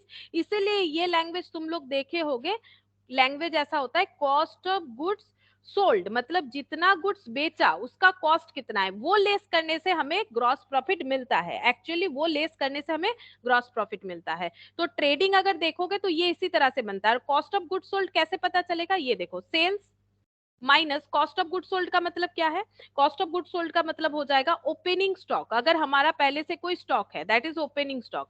अगर हम लोगों ने कुछ परचेज किया है दैट इज हमारा करेंटली फ्रेशली परचेज स्टॉक, ठीक है। वहां से अगर क्लोजिंग स्टॉक को लेस कर देंगे तो हमें ये पता चल जाएगा कि हम लोगों ने कितना गुड्स बेचा है। जैसे देखो, सेल्स अगर यूनिट में कैलकुलेट करते हैं, सेल कितना किया है 80 यूनिट, ठीक है। सेल 80 यूनिट किया है, वो भी कितना करके किया है 15 रुपीज करके, ये देखो 15 रुपीज करके, ठीक है। अच्छा, ओपनिंग स्टॉक क्या था, इस क्वेश्चन में कुछ ओपनिंग स्टॉक नहीं था तो इसे हम लोग ऐसे ही रख देते हैं, ठीक है। मतलब यहाँ पर 0 लिख देते हैं, कुछ नहीं था, होगा तो लिख देते। परचेज कितना यूनिट किया है, परचेज, ठीक है, 100 यूनिट 10 रुपीज करके, परचेज किया है 100 यूनिट 10 रुपीज करके, और क्लोजिंग स्टॉक में कितना रह गया 20 यूनिट 10 रुपीज करके, ठीक है। तो इसका मतलब कॉस्ट ऑफ गुड सोल्ड कितना आएगा, ये वैल्यू हो गया हम लोगों का 80 इंटू 15, ये वैल्यू हो गया 1200। यहाँ पर माइनस कर देते हैं 1000 माइनस 200, यानी 1200 माइनस 800, 400। ग्रॉस प्रॉफिट इतना आ गया 400, ठीक है। तो ग्रॉस प्रॉफिट का मतलब क्या हो गया, बेसिकली सेल से cost of goods sold he less करना है, पूरा परचेज लेस नहीं होता है, ठीक है। इसी को हम लोग बोलते हैं मैचिंग कंसेप्ट। क्यों ये आया, क्योंकि देखो ये अप्रोच गलत साबित हो गया ना, ये प्रूव करके दिखाया मैंने, ये अप्रोच गलत हो रहा है, इससे हमारा प्रॉफिट गलत आ रहा है, ये सही अप्रोच है मैचिंग प्रिंसिपल। तो मैचिंग प्रिंसिपल के हिसाब से फाइनल अकाउंट्स बनता है। इसीलिए सेल से हम लोग क्या लेस करते हैं, सारा परचेज नहीं, जो स्टॉक बेच दिया उसका परचेज वैल्यू। अब यही ट्रेडिंग के फॉर्मेट में बनता है, क्या लिखते हैं हम लोग, टू ओपनिंग स्टॉक अगर कुछ होगा, जैसे इस क्वेश्चन में था 0, ठीक है। फिर टू परचेज, इस क्वेश्चन में परचेज था 1000, फिर लिखेंगे बाई सेल्स, ठीक है। इस क्वेश्चन में सेल्स हुआ 1200, बाई क्लोजिंग स्टॉक, इस क्वेश्चन में क्लोजिंग स्टॉक हुआ 200, टू ग्रॉस प्रॉफिट जो तुम लोग बैलेंस करके निकालते हो, देख लो यहाँ हो गया 1400, 1400 में से 1000 लेस कर दो 400 हो गया ग्रॉस प्रॉफिट। तो ग्रॉस प्रॉफिट कैसे आया, सेल्स, ये देखो सेल्स, सेल्स से हम लोगों ने क्या लेस किया, कॉस्ट ऑफ गुड सोल्ड, मतलब ओपनिंग स्टॉक लेस किया। अगर इधर है तो लेस ही होगा ना, लेजर का सोचो, ये ज्यादा अमाउंट है, ये 0 तो लेस ही होगा। फिर लेस क्या होगा, परचेज, अगर ये ब्रैकेट ओपन कर देते हो, sales minus opening stock minus purchase, तो सेल्स से ओपनिंग स्टॉक माइनस हो जाएगा, परचेज माइनस हो जाएगा, और माइनस माइनस में प्लस, क्लोजिंग स्टॉक प्लस हो जाएगा, ये देखो सेल्स के साथ क्लोजिंग स्टॉक प्लस हो जाएगा, और ये माइनस हो गया तो हम लोग का क्या आ जाएगा, ग्रॉस प्रॉफिट। तो ये लॉजिक होता है ट्रेडिंग अकाउंट बनने का, ठीक है। तो ये पूरा अभी तक हम लोगों ने ट्रेडिंग अकाउंट कैसे बनेगा उसका फुल लॉजिक मैंने यहाँ पर बताया, ठीक है। अच्छा,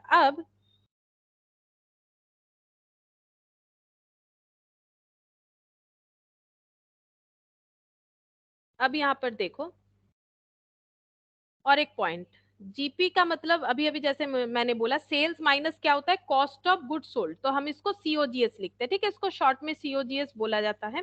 अच्छा, अब ये सीओजीएस का मतलब क्या लिखा, अभी अभी मैंने दिखाया। सीओजीएस का मतलब, ये फिर से क्यों लिख रहे हैं उसका रीजन अभी दिखाते हैं। सीओजीएस का मतलब हो गया ओपनिंग स्टॉक प्लस परचेज, ठीक है, और प्लस डायरेक्ट एक्सपेंस अगर कुछ है तो वो भी आ जाएगा, क्योंकि वो तो परचेस के साथ एडेड होता है ना, परचेस के साथ तो डायरेक्ट एक्सपेंस ऐड होगा, क्योंकि अगर हम लोग कुछ भी स्टॉक परचेस कर रहे हैं और उसको लोकेशन तक पहुंचाने का खर्चा हमारा कुछ पड़ रहा है, ठीक है, अप टू गोडाउन तक या अप टू फैक्ट्री तक, अगर मैन्युफैक्चरर है तो वो उसके साथ ऐड होगा, माइनस क्लोजिंग स्टॉक, ठीक है। अगर हम लोग का कुछ डायरेक्ट एक्सपेंस आता है, मैंने यहाँ पर नहीं दिखाया था, ठीक है, तो अगर डायरेक्ट एक्सपेंस आएगा तो वो भी होगा। अब इसको दोबारा दिखाने का मेरा रीजन क्या है, देखो ये हो गया सेल्स, ठीक है।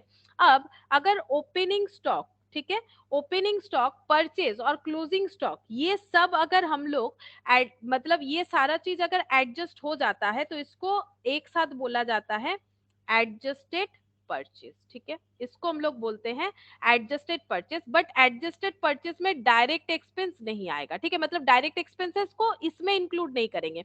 एडजस्टेड परचेज का मतलब होता है, एक काम करते हैं ना, हम डायरेक्ट एक्सपेंसेस को ना इधर लिख देते हैं, देखो, minus closing stock plus direct expenses जैसे वेजेस वगैरह।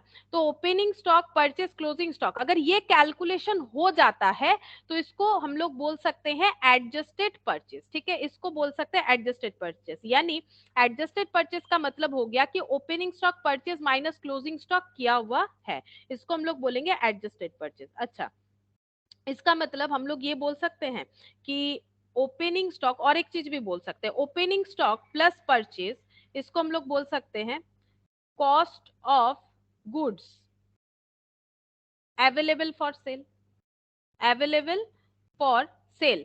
हमारे पास जो भी पहले से स्टॉक था और हम लोगों ने जो खरीदा, ये दोनों को मिला के हम लोग क्या बोल सकते हैं, कितना गुड्स है हमारे पास सेल करने के लिए, that is cost of goods available for sale. तो इससे हम लोग और एक कंक्लूजन ला सकते हैं, यानी देखो ये सेल्स हो गया, माइनस अगर ओपनिंग स्टॉक प्लस परचेज को हम लोग बोल सकते हैं cost of goods available for sale, available for sale, क्योंकि ये समझ में आ रहा है, देखो ये बेसिक सेंस है कि मेरे पास पहले से कितना स्टॉक था, मैंने कितना खरीदा, इसको हम लोग बोल सकते हैं cost of goods available for sale, ठीक है, माइनस ये लिख लेते हैं closing stock plus direct expense. मतलब ये भी एक फॉर्मूला हो सकता है। ये सब इसीलिए बता रहे कि कभी भी क्वेश्चन में अगर हमें शॉर्ट क्वेश्चन तरह कुछ छोटा सा दे दे जिससे हमें कैलकुलेट करके बताना हो जीपी वगैरह, तो हम लोग कैलकुलेट करके बता सकते हैं। तो देखो यहाँ पर मैंने क्या बोला, यहाँ पर मैंने ये पहले बताया कि जीपी से, जीपी का मतलब क्या होता है ये तो समझ में आ गया होगा। इसके बाद मैंने यहाँ पर कुछ छोटा छोटा फॉर्मूला बता दिया। एक्चुअली देखो सेल से सीओजीएस लेस करते हैं, तो सीओजीएस का मतलब ये होता है, अब ओपनिंग स्टॉक, परचेस और क्लोजिंग स्टॉक, ये अगर सारा चीज कैलकुलेटेड हो जाता है, इसको हम लोग एक लैंग्वेज में एडजस्टेड परचेस बोल सकते हैं। तो ये एक लैंग्वेज बता दिया मैंने, प्लस डायरेक्ट एक्सपेंस, ठीक है। अच्छा, अब यहाँ पर क्या लिखा है, देखो यहाँ पर मैंने लिखा है ओपनिंग स्टॉक प्लस परचेस को हम लोग इंडिविजुअली क्या बोल सकते हैं, कितना स्टॉक हमारे पास अवेलेबल है बेचने के लिए। तो इसका मतलब ये एडजस्टेड परचेस से जैसे लैंग्वेज यूज किया, उसकी जगह हम लोग ये यूज कर सकते हैं, अगर ये दोनों के लिए ये लैंग्वेज वैलिड है तो cost of goods available for sale minus closing stock plus direct expense, ठीक है। ये जस्ट समझाने के लिए बोला। तो इससे देखो हम लोगों का ट्रेडिंग का कंसेप्ट लगभग, मतलब जो भी होना चाहिए मैंने कुछ मतलब ज्यादा ही बता दिया, ऑपरेटिंग नॉन ऑपरेटिंग सारा चीज बता दिया है, ठीक है। अब हम लोग देखते हैं एक आधा क्वेश्चन, ठीक है, कैसा क्वेश्चन हो सकता है। जैसे देखो यहाँ पर एक क्वेश्चन है,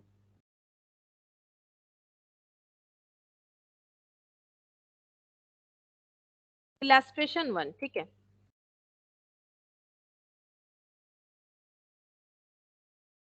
अच्छा, एक चीज यहाँ से बता देते हैं, देखो क्लोजिंग स्टॉक जो है वो ट्रायल बैलेंस में अगर अपियर करेगा तो क्या होगा, नॉर्मली तुम लोग जब फाइनल अकाउंट्स करते हो, ठीक है, तो क्लोजिंग स्टॉक कहाँ दिखता है, ट्रायल बैलेंस के बाहर। अगर ट्रायल बैलेंस के बाहर हमें कोई क्लोजिंग स्टॉक वगैरह दिख रहा है या फिर कुछ भी दिखता है तो हम उसके ऊपर लिखा हुआ रहता है एडजस्टमेंट, मतलब वो एडजस्ट नहीं किया हुआ है, ठीक है।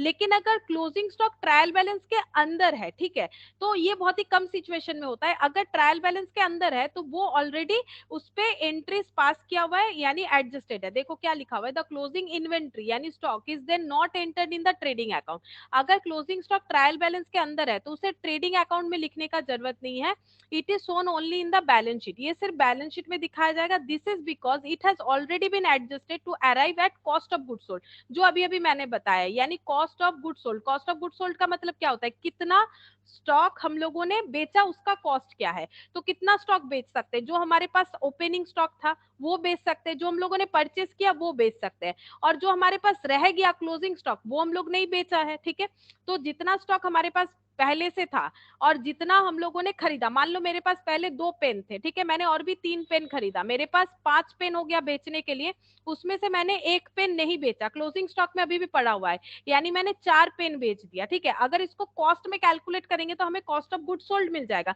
तो क्वांटिटी ऑफ गुड सोल्ड कितना हो गया, 4। ठीक है, और इस चीज को बोला जाता है एडजस्टेड परचेज। ये देखो, this is because it has already been adjusted to arrive at cost of good sold. Cost of good sold calculate तभी कर सकते हैं अगर क्लोजिंग स्टॉक का एडजस्टमेंट परचेज में किया हुआ है तो। ठीक है, इसीलिए इसको बोला जा रहा है कि अगर ट्रेडिंग अकाउंट ट्रायल बैलेंस के अंदर है तो हमें क्लोजिंग इन्वेंट्री का ट्रीटमेंट जो है एक ही बार करना पड़ेगा, 2 बार नहीं करना पड़ेगा। इस पे एक छोटा सा क्वेश्चन है, हम दिखाते हैं। देखो क्वेश्चन देखने से समझ जाओगे। इलस्ट्रेशन 1, यहाँ पर क्या बोला है, देखो ट्रायल बैलेंस दे दिया है, ठीक है, दीपाक्षी का, ठीक है, 31 मार्च 2020, परचेज एंड सेल। तो ट्रायल बैलेंस में डेबिट साइड में क्या आता है, एक्सपेंसेस आता है, एसेट आता है। ट्रायल बैलेंस के डेबिट साइड में क्या आता है, एक्सपेंसेस आता है, एसेट आता है। क्रेडिट साइड में क्या आता है, इनकम आता है और लाइबिलिटीज आता है, इनकम गेन लाइबिलिटीज। तो परचेज ये इधर है, सेल्स ये वाला 12 ब्लैक है, डेटर ये है, क्रेडिटर ये ओपनिंग स्टॉक है, क्लोजिंग स्टॉक देखो क्लोजिंग स्टॉक है ट्रायल बैलेंस के अंदर। इसका मतलब ये परचेज से एडजस्ट किया हुआ है। ठीक है, परचेज से एडजस्ट किया हुआ है, बताएंगे कैसे ट्रीटमेंट होगा। अदर एक्सपेंसेस एंड इनकम, ये हो गया अदर एक्सपेंसेस, ये हो गया other income. Fixed asset, long term liabilities, ये कैपिटल, दोनों साइड 52 लाख। एडिशनल इंफॉर्मेशन नीचे बोल रखा है, क्रेडिटर का बैलेंस है 1 अप्रैल 2019 का 3 लाख। हमें कैलकुलेट क्या करने बोला है, देखो छोटा सा क्वेश्चन है, ये पूरा फाइनल अकाउंट्स नहीं। You are required to calculate cost of goods sold and amount paid to creditor during the year. Cost of goods sold बताओ, मतलब जो गुड्स बेच दियो उसका कॉस्ट बताओ। अगर तुम लोग को कॉस्ट ऑफ गुड्स सोल्ड पता नहीं होगा तो तुम लोग कैसे कैलकुलेट करोगे। कॉस्ट ऑफ गुड्स सोल्ड बताओ और कितना अमाउंट क्रेडिटर को पे किया वो बताओ। तो पहले हम लोग कैलकुलेट करेंगे कॉस्ट ऑफ गुड्स सोल्ड। देखो कैसे cost of goods sold calculate होता है। कॉस्ट ऑफ गुड्स सोल्ड ये हम लोग कैसे कैलकुलेट करते हैं, कॉस्ट ऑफ गुड्स सोल्ड का मतलब है कितना स्टॉक हम लोगों ने बेच दिया।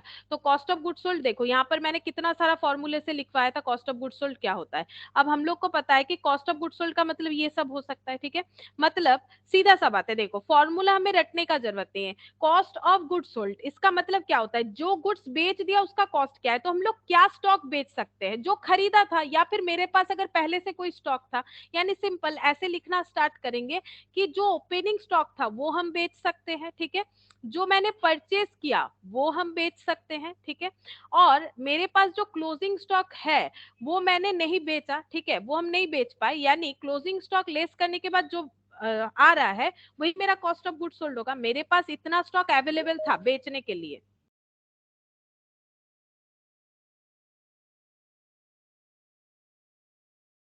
अच्छा, मेरे पास इतना स्टॉक था अवेलेबल बेचने के लिए, उसमें से ये नहीं बेचा मैंने, यानी बाकी कहाँ गया, बाकी बेच दिया। ठीक है, ओपनिंग स्टॉक प्लस परचेज, इससे अगर हम लोग क्लोजिंग स्टॉक लेस कर देते हैं तो हमें पता चल जाएगा कि हम लोगों ने कितना स्टॉक बेचा है, हमारे पास टोटल कितना स्टॉक था और अभी कितना पड़ा हुआ है। ठीक है, तो टोटल अगर मेरे पास 10 यूनिट था और अभी मेरे पास 2 ही यूनिट पड़ा हुआ है तो मैंने 8 यूनिट बेच दिया है, ये मैंने यूनिट के हिसाब से बता दिया। ठीक है, अब इसको हमें तो रुपीस के हिसाब से कैलकुलेट करना है, तो cost of goods sold calculate करने बोला है हमें क्वेश्चन। हम लोग कैसे कर सकते हैं, ओपनिंग स्टॉक हमें गिवन है कितना, 2 लाख, ओपनिंग स्टॉक लिख देते हैं 2 लाख।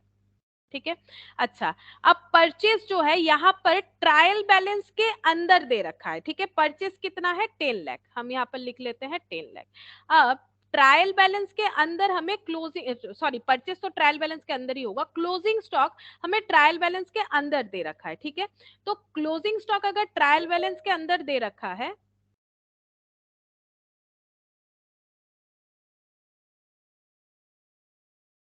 अच्छा देखो, क्लोजिंग स्टॉक अगर ट्रायल बैलेंस के अंदर दे रखा है तो इसका मतलब यहाँ पर क्या बोला था, देखो closing stock appears in trial balance, जो कंडीशन अभी हमारे क्वेश्चन का है, the closing inventories they not entered in the trading account, मतलब ट्रेडिंग अकाउंट में इसे मत लिखो। तो हम इसको ना दो तरह से करके दिखाएंगे, देखो हम इसको ट्रेडिंग फॉर्मेट में भी करके दिखा सकते हैं। जैसे यहाँ पर इस क्वेश्चन को हम दो फॉर्मेट में करके दिखाएंगे। यहाँ पर हम लिख लेते हैं ट्रेडिंग अकाउंट, हमें बोला है कॉस्ट ऑफ गुड्स सोल्ड निकालो, ठीक है, तो हम लोग ट्रेडिंग अकाउंट करके भी कर सकते हैं। क्यों कर सकते हैं, अभी अभी मैंने बोला कि कॉस्ट ऑफ गुड्स सोल्ड क्या होगा, ये पूरा ही हम लोग का कॉस्ट ऑफ गुड्स सोल्ड है, ओपनिंग स्टॉक प्लस परचेज, ठीक है।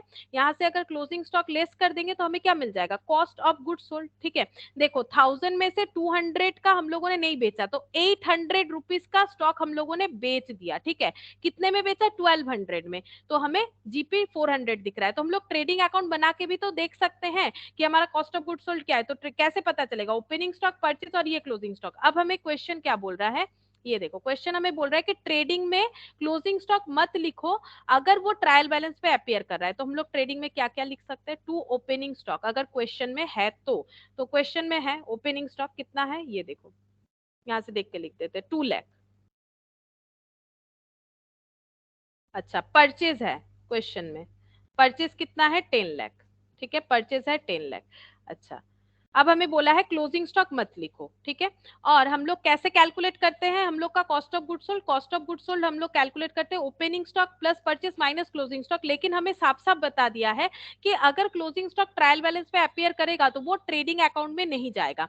इसका मतलब ये क्यों नहीं जाएगा, ये सिर्फ बैलेंस शीट में जाएगा। ये क्यों नहीं जाएगा, यहाँ पर बोल दिया है it has already been adjusted to arrive at cost of goods sold. Cost of goods sold को कैलकुलेट करने के लिए क्लोजिंग स्टॉक का जो भी एडजस्टमेंट होता है वो क्या होता है, टोटल स्टॉक से माइनस होता है, वो माइनस किया हुआ है, माइनस किया हुआ है, इसी वजह से वो ट्रायल बैलेंस के अंदर दिख रहा है, ठीक है। अगर माइनस किया हुआ नहीं होता तो वो ट्रायल बैलेंस के अंदर नहीं दिखता। तो बेसिकली यहाँ पर हम लोग का सीओजीएस क्या हो गया, हम लोग सीओजीएस कैसे कैलकुलेट करेंगे, opening stock plus purchase minus closing stock. अगर क्लोजिंग स्टॉक मेरा एडजस्ट किया हुआ है तो मेरा सीओजीएस हो जाएगा 12 लाख, ठीक है। ये यहाँ पर हम लोग कैसे दिखाएंगे, अब वो तो ट्रेडिंग करके दिखाना मतलब ये आधा अधूरा ट्रेडिंग हो जाएगा, लेकिन जस्ट समझाने के लिए मैंने किया। और इसका एक्चुअली आंसर हम लोग इस तरह से दे सकते हैं, opening stock 2 lakh, purchase 10 lakh. अब परचेज में से क्लोजिंग स्टॉक एक्चुअली लेस किया हुआ है, क्यों लेस किया हुआ है, क्योंकि हम लोगों का क्लोजिंग स्टॉक जो है वो ट्रायल बैलेंस के अंदर है, ठीक है। तो यहाँ से माइनस 3 लाख करने का कोई मतलब नहीं बनता है। Actually purchase stock, purchase minus closing stock का वैल्यू 10 लाख है, मतलब परचेज हम लोग का इससे ज्यादा था। परचेज से क्लोजिंग स्टॉक लेस किया हुआ है, ट्रायल बैलेंस के अंदर है, मतलब परचेज से क्लोजिंग स्टॉक लेस किया हुआ है, ये पूरे का वैल्यू इसका मतलब 10 लाख है, ऑलरेडी एडजस्टेड। तो यहाँ पर कॉस्ट ऑफ गुड्स सोल्ड हो जाएगा 12 लाख, ठीक है। ये देखो यहाँ पर किया हुआ है, हम दिखा देते हैं, ये देखो कॉस्ट ऑफ गुड्स सोल्ड हो गया 12 लाख। ये इसीलिए हो रहा है क्योंकि ये ऑलरेडी हमारा एडजस्ट किया हुआ है, इसी को बोला जाता है एडजस्टेड परचेज, जो मैंने यहाँ पर दिखाया अभी। ये देखो एडजस्टेड परचेज इसको बोलते हैं, adjusted purchase. Opening stock plus purchase मतलब ये पूरा लेके एडजस्टेड हो जाएगा, ये एडजस्टेड परचेज हो जाएगा, ठीक है। अच्छा अब यहाँ पर क्या बोला है, हमें ये भी कैलकुलेट करके बताने के लिए बोला है कि क्रेडिटर को कितना पेमेंट हम लोग कर रहे हैं, ठीक है। पेमेंट टू क्रेडिटर, ये कैसे कैलकुलेट करेंगे, पेमेंट टू क्रेडिटर हम लोग दो तरह से कर सकते हैं, या तो क्रेडिटर अकाउंट बना के कर सकते हैं। ये देखो क्रेडिटर अकाउंट बना के कैसे होगा, क्रेडिटर हम लोग का एक लाइबिलिटी अकाउंट है, पेबल अकाउंट है, तो इसका ओपनिंग बाई बैलेंस बीडी हो जाएगा, ठीक है, और क्लोजिंग टू बैलेंस सीडी होना चाहिए। बाई बैलेंस बीडी यानी कितना अमाउंट आएगा, ये देखो ओपनिंग बाई बैलेंस बीडी यानी ओपनिंग ब्रॉट डाउन 1 अप्रैल जो है ये ओपनिंग डेट है, 31 मार्च क्लोजिंग है, यानी 3 लाख रुपीज, ठीक है। 3 लाख रुपीज का हम लोगों का क्रेडिटर का क्लोजिंग बैलेंस है। अच्छा ओपनिंग सॉरी ओपनिंग बैलेंस है क्लोजिंग कितना है, ये ट्रायल बैलेंस से दिख रहा है 4 लाख, ठीक है, ट्रायल बैलेंस से ये दिख रहा है 4 लाख का हम लोग का क्रेडिटर का क्लोजिंग बैलेंस है। अच्छा क्रेडिटर को हम लोगों ने क्रेडिटर से परचेस किया होगा, अब क्रेडिटर से जो परचेस किया है उसका एंट्री क्या होता है, purchase account debit to creditor, तो हमें यहाँ पर लिखना पड़ेगा बाई परचेज, ठीक है। अब हम लोगों ने परचेस कितना किया है वो हमें कैलकुलेट करना पड़ेगा, ये तो परचेज माइनस क्लोजिंग स्टॉक है, तो हम लोगों ने परचेस कितना किया है, तो टोटल परचेस कैसे कैलकुलेट करेंगे, 10 लाख क्या है परचेस माइनस क्लोजिंग स्टॉक, लेकिन क्लोजिंग स्टॉक में जो है वो भी तो हम लोगों ने परचेज ही किया होगा, तो हम लोग टोटल परचेस कैसे कैलकुलेट करेंगे, फिर टोटल परचेस का वैल्यू कैसे कैलकुलेट होगा, टोटल परचेस का वैल्यू इस तरह से कैलकुलेट होगा, परचेज प्लस जो क्लोजिंग स्टॉक में रह गया वो भी हमारा परचेज ही था, तो 10 लाख प्लस 3 लाख यानी 13 लाख, ठीक है, ये 13 लाख हम लोगों ने परचेस किया, तो 13 प्लस 3 कितना हो जाएगा 16 लाख। तो इसका कंसेप्ट क्या हो गया, देखो हम लोगों का 3 लाख बाकी था क्रेडिटर के पास, ठीक है, हम लोगों ने और भी 13 लाख का परचेस किया, यानी 16 लाख का पेबल हो गया, लेकिन हमारा पेबल सिर्फ 4 लाख दिख रहा है अभी, ठीक है। हम लोगों ने 3 लाख का प्रीवियसली परचेस किया होगा और नहीं पेमेंट किया, तभी हमारा लाइबिलिटी कितना दिख रहा है 3 लाख। अभी हम लोगों ने 13 लाख का और भी परचेस कर लिया, यानी हमें क्रेडिटर को 16 लाख देना चाहिए, लेकिन हमारा क्लोजिंग दिख रहा है सिर्फ हमें 4 लाख देना पड़ेगा, यानी बाकी 12 लाख हम लोगों ने पे कर दिया होगा। और इसका एंट्री होता है क्रेडिटर टू बैंक या कैश, ठीक है, क्रेडिटर का ये settlement entry creditor to bank या कैश। इसका मतलब यहाँ पर पेमेंट टू क्रेडिटर कितना हो जाएगा, पेमेंट टू क्रेडिटर हो जाएगा 12 लाख, ठीक है। ये ऐसा क्वेश्चन मतलब शॉर्टकट आ सकता है, ये तो पूरा फाइनल अकाउंट्स नहीं हुआ, ये छोटा छोटा क्वेश्चन है कंसेप्ट के साथ, ठीक है। तो कॉस्ट ऑफ गुड्स सोल्ड जो होता है वही मैंने लिखा, opening stock plus purchase minus closing stock, लेकिन यहाँ पर ट्रायल बैलेंस दिया हुआ था, नॉर्मल हमें डेटा नहीं दिया हुआ था, तो ट्रायल बैलेंस के अंदर अगर क्लोजिंग स्टॉक दिया हुआ है, इसका मतलब ये परचेस में से क्लोजिंग स्टॉक ऑलरेडी लेस किया हुआ है, ठीक है। परचेस में से मतलब एक्चुअली परचेस कितना है 10 लाख प्लस 3 लाख, इसमें से 3 लाख लेस किया, मतलब 13 लाख का परचेस था, उसमें से 3 लाख लेस किया हुआ है। क्यों? क्योंकि क्लोजिंग स्टॉक ट्रायल बैलेंस के अंदर है, तो इसका एडजस्टमेंट हो चुका है, नहीं तो ये एडिशनल इंफॉर्मेशन या एडजस्टमेंट के तौर पे नीचे दिखता। तो ये opening stock plus purchase minus closing stock, opening stock जितना था लिख दिया, परचेस माइनस क्लोजिंग स्टॉक हमें चाहिए था जो कि 10 लाख है, ठीक है, जो कि 10 लाख है। या फिर तुम लोग अगर ऐसा लिखना चाहते हो कि अगर क्लोजिंग स्टॉक ट्रायल बैलेंस के अंदर है, यानी वो परचेस से लेस किया हुआ है, यानी परचेस हम लोग का था 13 लाख, ठीक है, और क्लोजिंग स्टॉक था 3 लाख, इस तरह से भी लिख सकते हो, तो 10 लाख ही आएगा। और यहाँ पर हम लोग परचेस 13 लाख लिखेंगे, और यहाँ पर बैलेंस करने से हमें ये पता चल जाएगा कि हम लोगों ने क्रेडिटर को कितना पेमेंट किया। तो ये एक छोटा सा क्वेश्चन था, तो कैसे होगा वो मैंने दिखाया। अच्छा, अब देखो यहाँ पर इलास्ट्रेशन 2, यहाँ पर क्या बोला है, देखो ये भी एक छोटा सा क्वेश्चन है। यहाँ पर बोल रहा है opening inventory, purchase, carriage inward, wages, sales, return inward, return outward, closing inventory दे दिया। क्या बोल रहा है, from the above information prepare a trading account, trading account prepare करने बोला है, और पास नेसेसरी क्लोजिंग एंट्री, ठीक है। क्लोजिंग एंट्री जर्नल प्रॉपर में क्या आएगा वो बताना है।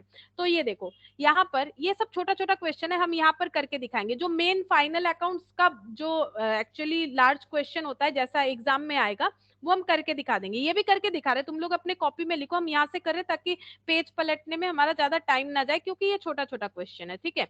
हम यहाँ पर ट्रेडिंग अकाउंट बना के दिखाते हैं। देखो ट्रेडिंग अकाउंट में क्या आता है, सारा स्टॉक से रिलेटेड खर्चा, तो ओपनिंग स्टॉक आएगा, तो टू ओपनिंग स्टॉक कितना हो गया 1 लाख। परचेस ये भी स्टॉक रिलेटेड खर्चा है, तो टू परचेस आ जाएगा 6,72,000। वे कैरेज इनवर्ड ये भी आएगा, क्योंकि ये कौन सा है, ये डायरेक्ट एक्सपेंसेस है। कैरेज इनवर्ड का मतलब है स्टॉक या फिनिश गुड्स को अपने मतलब वेयर हाउस तक या फिर गोडाउन तक पहुंचाने का खर्चा, तो टू कैरेज इनवर्ड ये कितना हो गया 30,000, ठीक है। वेजेस, वेजेस कितना हो जाएगा, वेजेस है हम लोग का 50,000, ये भी डायरेक्ट एक्सपेंस होता है, अभी मैंने पूरा समझाया कि डायरेक्ट क्या होगा इनडायरेक्ट क्या होगा, ठीक है। सेल्स, सेल्स 11 लाख, ये भी स्टॉक रिलेटेड खर्चा है, ठीक है, 11 लाख। रिटर्न इनवर्ड और रिटर्न आउटवर्ड, ठीक है, इसको कैसे आइडेंटिफाई किया जाता है, पहले क्लोजिंग स्टॉक लिख लेते हैं, बाय क्लोजिंग स्टॉक 2 लाख। अब रिटर्न इनवर्ड और आउटवर्ड का मतलब क्या होता है, रिटर्न यानी कि वापस हो रहा है, एक इनवर्ड टाइप एक आउटवर्ड टाइप, ठीक है। इनवर्ड मतलब हमारे पास लौट के आ रहा है, आउटवर्ड मतलब हम लोग भेज रहे हैं, ठीक है। आउट यानी हमारे से चला जा रहा है, आउटफ्लो, इनफ्लो इनवर्ड, ठीक है। तो रिटर्न हमारे पास आ रहा है, इनवर्ड मतलब आ रहा है। अब रिटर्न कौन सा आ सकता है, कस्टमर से रिटर्न आ सकता है। एज ए बिजनेसमैन सोचो कि हमारे पास कुछ रिटर्न आ रहा है, क्या रिटर्न आएगा, हम लोगों ने कस्टमर को कुछ बेचा था, उसने रिटर्न कर दिया, यानी ये कौन सा रिटर्न है, सेल्स रिटर्न है। इसमें बहुत से लोग कंफ्यूज हो जाते हैं, फिर वो लोग क्या करते हैं, उसको रट लेते हैं कि इसको ये माइनस करेंगे वो ऐड करेंगे, लेकिन ये नहीं है कंसेप्ट। कंसेप्ट के हिसाब से सोचो कि रिटर्न आउटवर्ड इनवर्ड का मतलब क्या, मेरे पास रिटर्न आ रहा है, तो मेरे पास रिटर्न क्या आ सकता है, जो मैंने अपने कस्टमर को बेचा था उनको कोई पसंद नहीं आया, रीजन जो भी हो वो रिटर्न हो रहा है। रिटर्न आउटवर्ड का मतलब ये होता है कि हम लोगों ने रिटर्न कर दिया, तो हम लोगों ने क्रेडिटर से परचेस किया होगा, उनको रिटर्न कर दिया, यानी परचेज रिटर्न, ठीक है। तो अगर परचेज रिटर्न क्या है तो हमारा परचेज कम हो जाएगा, ठीक है। एंट्री क्या होता है, एंट्री होता है, देखो परचेज का एंट्री क्या होता है, जर्नल तुम लोग कर चुके हो, तो परचेज टू क्रेडिटर होता है। अगर हम लोग परचेज करते हैं तो परचेज टू क्रेडिटर होता है, या फिर परचेज टू कैश या बैंक होता है अगर कैश में परचेज किया। और अगर इसी को रिटर्न करेंगे तो क्या एंट्री हो जाएगा, परचेज का वैल्यू हमारा कम हो जाएगा, तो परचेज डेबिट हुआ था, एक्सपेंसेस कम हो जाएगा। अगर मैंने 10 रुपए का सामान खरीदा, 2 रुपए का रिटर्न कर दिया, तो मेरा अभी 8 रुपए का ही सामान खरीदना हुआ, तो टू परचेज हो जाएगा, ठीक है। और डेबिट किसको करेंगे, रिटर्न को, तो सिर्फ रिटर्न भी लिख सकते हैं, या फिर रिटर्न आउटवर्ड लिख सकते हैं, या फिर परचेज रिटर्न लिख सकते हैं। तो एंट्री रिटर्न टू परचेज, तो इंपैक्ट क्या हुआ, परचेज का वैल्यू कम हो जाएगा, यानी रिटर्न आउटवर्ड जो है 72,000, ये यहाँ पर रिटर्न बोल के लेस हो जाएगा, ठीक है। 72,000, तो यहाँ पर वैल्यू आ जाएगा 6 लाख, ठीक है। यहाँ पर वैल्यू आ जाएगा 6 लाख, मैंने ये शॉर्टकट में लिखा, जैसे कि मैंने बोला ये छोटा सा ही क्वेश्चन है, ठीक है।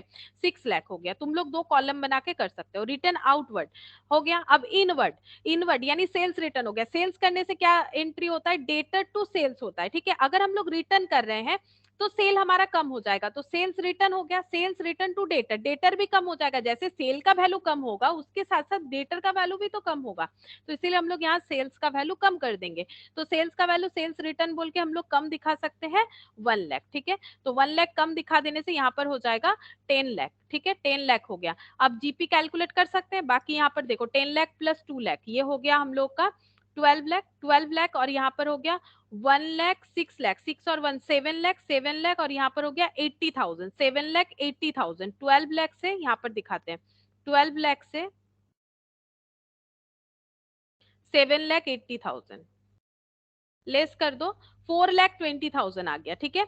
तो जीपी आ जाएगा कितना, 4 लाख 20,000, ठीक है।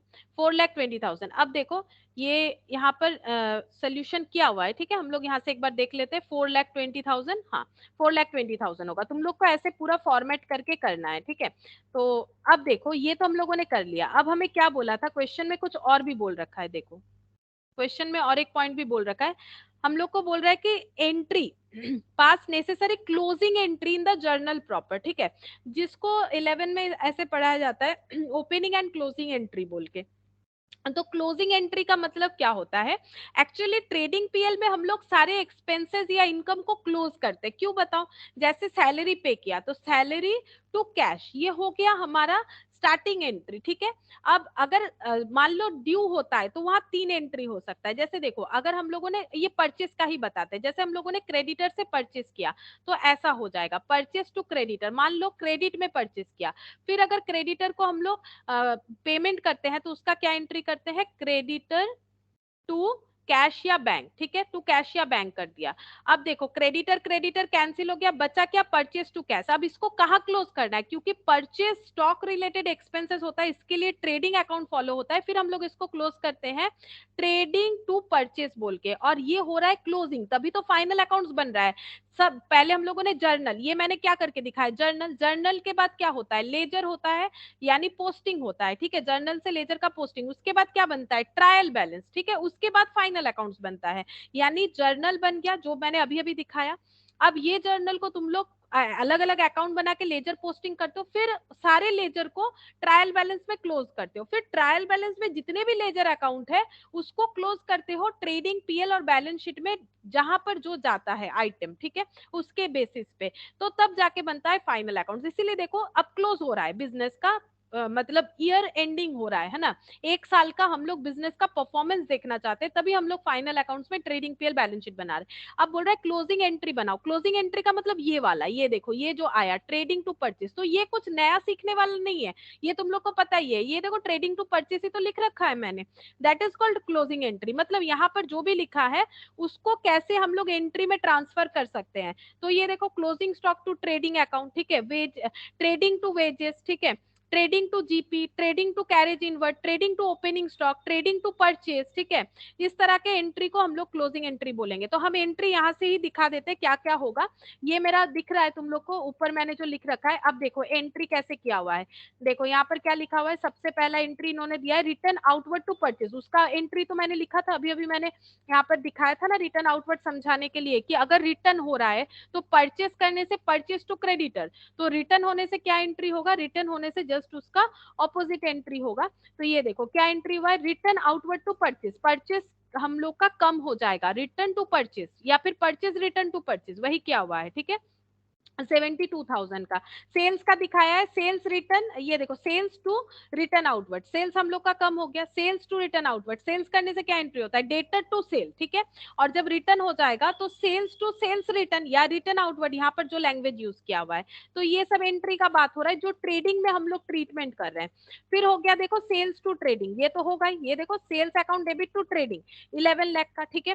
फिर क्या क्या है, ट्रेडिंग टू ओपनिंग, ये देखो trading to opening stock, trading to purchase, अब ट्रेडिंग टू परचेज आ जाएगा, देखो ट्रेडिंग टू ओपनिंग स्टॉक, ये देखो 1 लाख है ना, ओपनिंग स्टॉक 1 लाख है, ट्रेडिंग टू परचेज 6 लाख दिखाना पड़ेगा क्योंकि नेट परचेज ही दिखाएंगे ना, क्योंकि रिटर्न का तो अलग एंट्री किया ही है।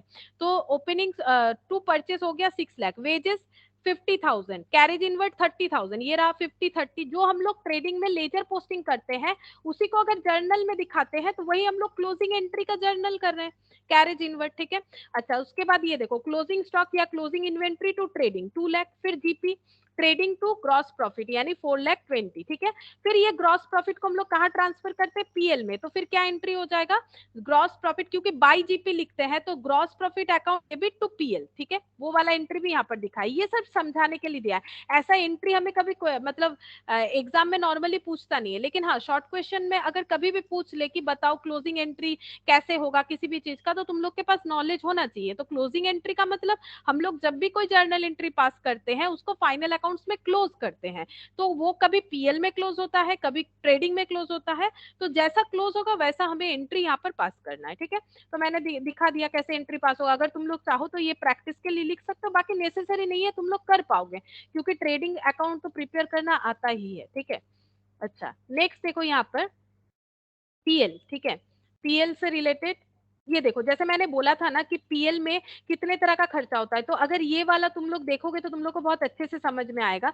ये देखो यहाँ पर ग्रॉस प्रॉफिट हुआ तो इधर ब्रॉट डाउन होगा, लॉस हुआ तो इधर ब्रॉट डाउन होगा, ठीक है। उसके बाद देखो क्या क्या एक्सपेंसेस है, मैनेजमेंट का एक्सपेंसेस, मैंने यहाँ पर पूरे पीएल को 2 पार्ट में डिवाइड किया, operating expenses, non operating expenses, ठीक है। ऑपरेटिंग का क्या हो जाता है, office and administration, selling and distribution, ठीक है।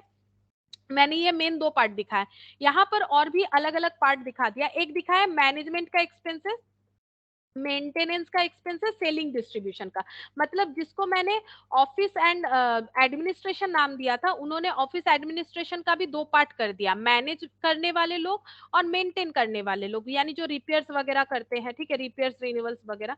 तो यहाँ पर देखो अदर इनकम में क्या आ गया, अदर इनकम मतलब डिस्काउंट रिसिप्ट, कमीशन रिसिप्ट, जैसे मैंने बोला था। अदर एक्सपेंसेस मैंने बोला था जैसे कि मान लो जो है लोन का इंटरेस्ट वगैरह, बिजनेस बंद हो या चालू रहे लोन का इंटरेस्ट हमें देना ही है, जिसको बोलेंगे नॉन ऑपरेटिंग एक्सपेंसेस, यानी जो डायरेक्टली बिजनेस को रिलेट नहीं करता है, ठीक है।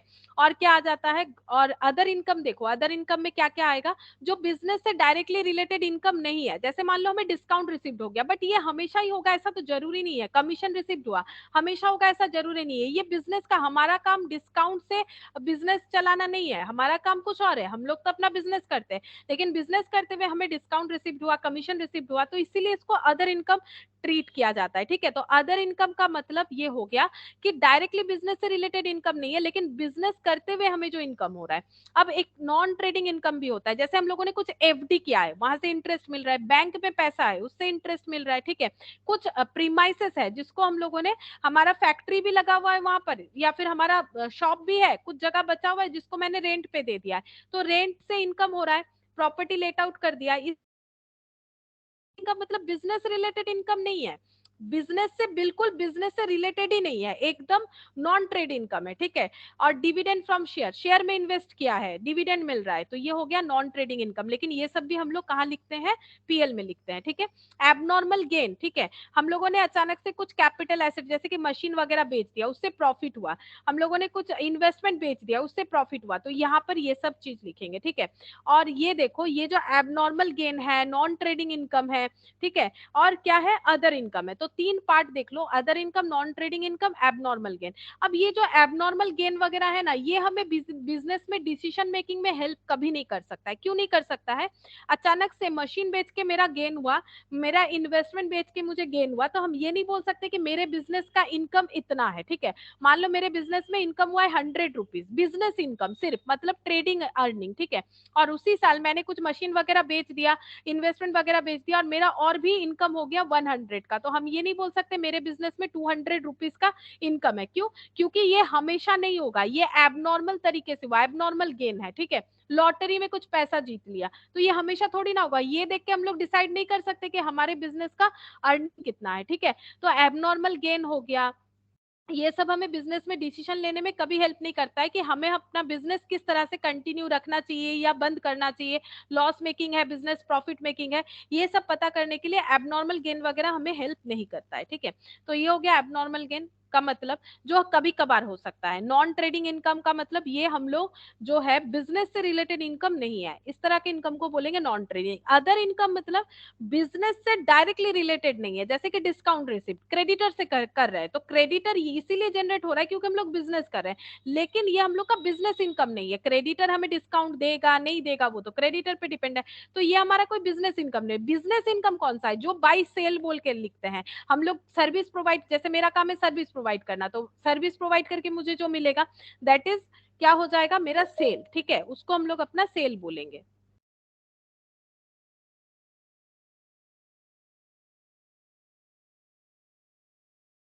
अच्छा, देखो इसको हम लोग अपना सेल बोलेंगे, तो ये सेल को हमें वहां लिखना चाहिए ट्रेडिंग अकाउंट में। ठीक है, तो यहाँ पर बाकी देखो एबनॉर्मल लॉसेस भी दे रखा है इस तरह से, बाकी हम लोग धीरे धीरे देखते हैं, एक एक क्वेश्चन एक एक पॉइंट के साथ हम लोग देखेंगे। अब एक क्वेश्चन कर लेते हैं, देखो यहाँ पर ये देखो इलास्ट्रेशन 3, यहाँ पर क्या बोला है कि revenue expenses and revenue expenses and gross profit balances of Messrs ABC Traders for the year ended 31st March 2020 were as follows. Gross profit दे दिया है, सैलरी, डिस्काउंट, क्रेडिट, क्रेडिट मतलब डिस्काउंट मिला है, गेन, इनकम। ठीक है, discount debit मतलब discount हम लोगों ने दिया है, तो डिस्काउंट किसको दिया जाता है? कस्टमर को। ठीक है, डिस्काउंट किससे लिया जाता है? क्रेडिटर से, मतलब क्रेडिटर अगर देता है तो। ठीक है, क्रेडिटर अगर देगा तो।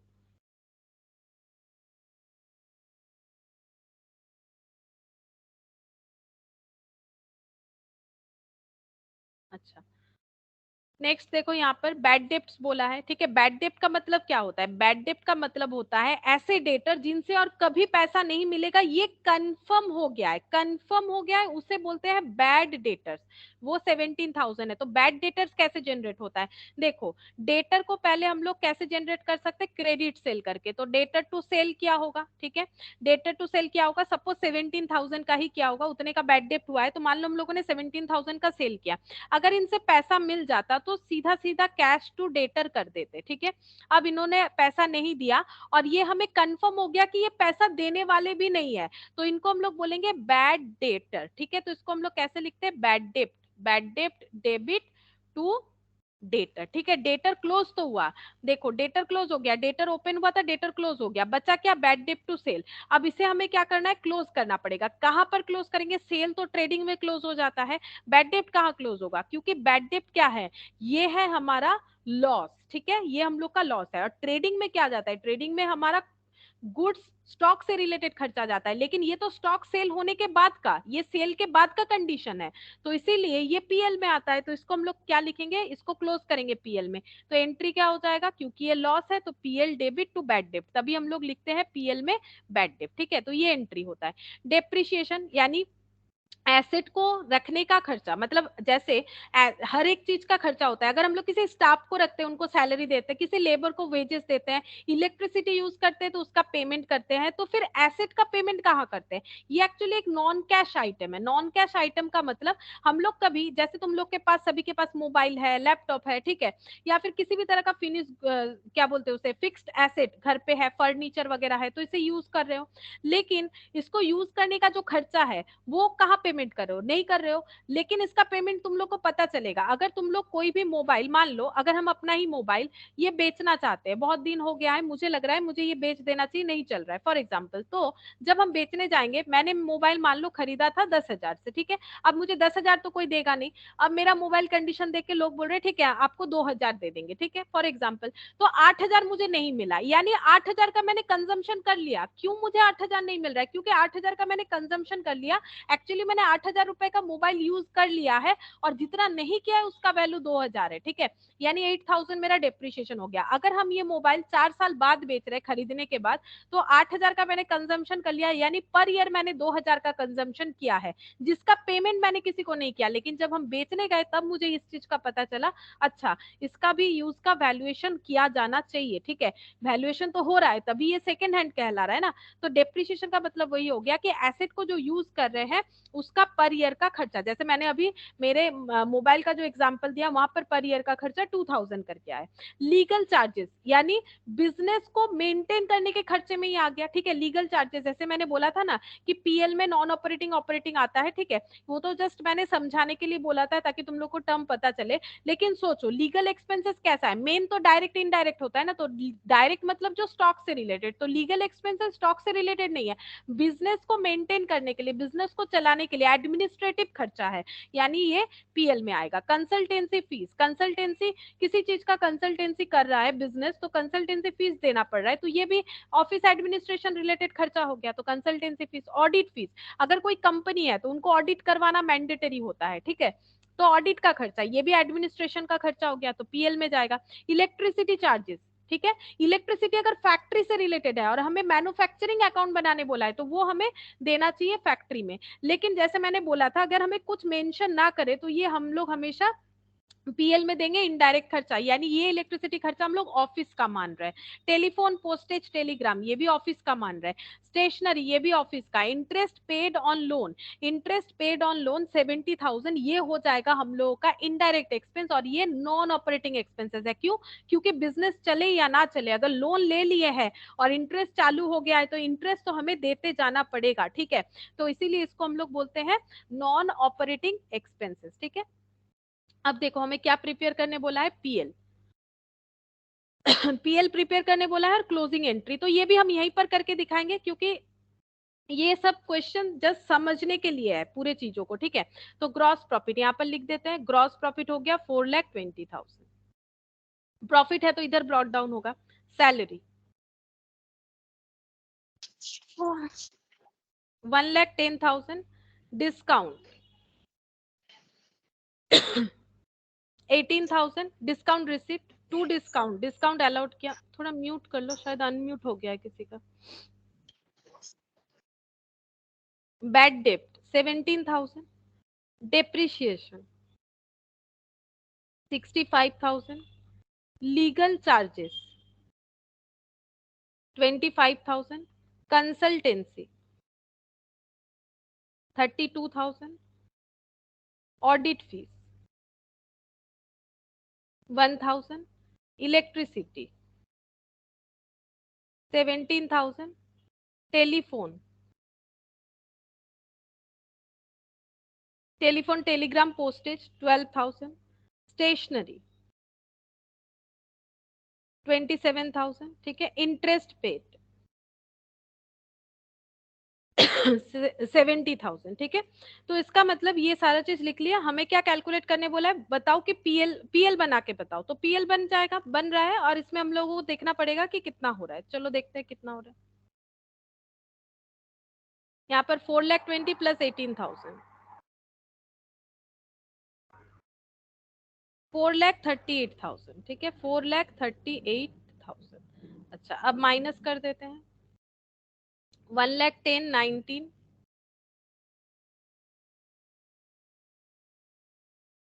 17, अच्छा 65, 25, 32,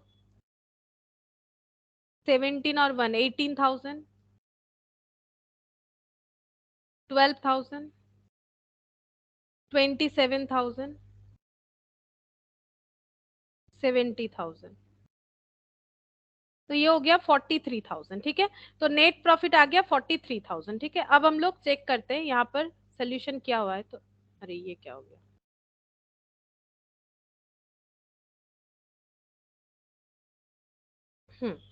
ठीक है। देखो चेक करते हैं 43,000 है कि नहीं।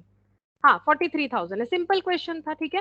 अब हमें क्या बोला है, देखो सो necessary closing entry in journal proper. Journal proper क्या होता है, जर्नल प्रॉपर का मतलब होता है जब सब्सिडियरी बुक्स करोगे तो सब्सिडियरी बुक्स में जर्नल प्रॉपर भी एक आता है। जैसे कैश बुक में कैश रिलेटेड इनकम एक्सपेंसेस जाता है, ठीक है।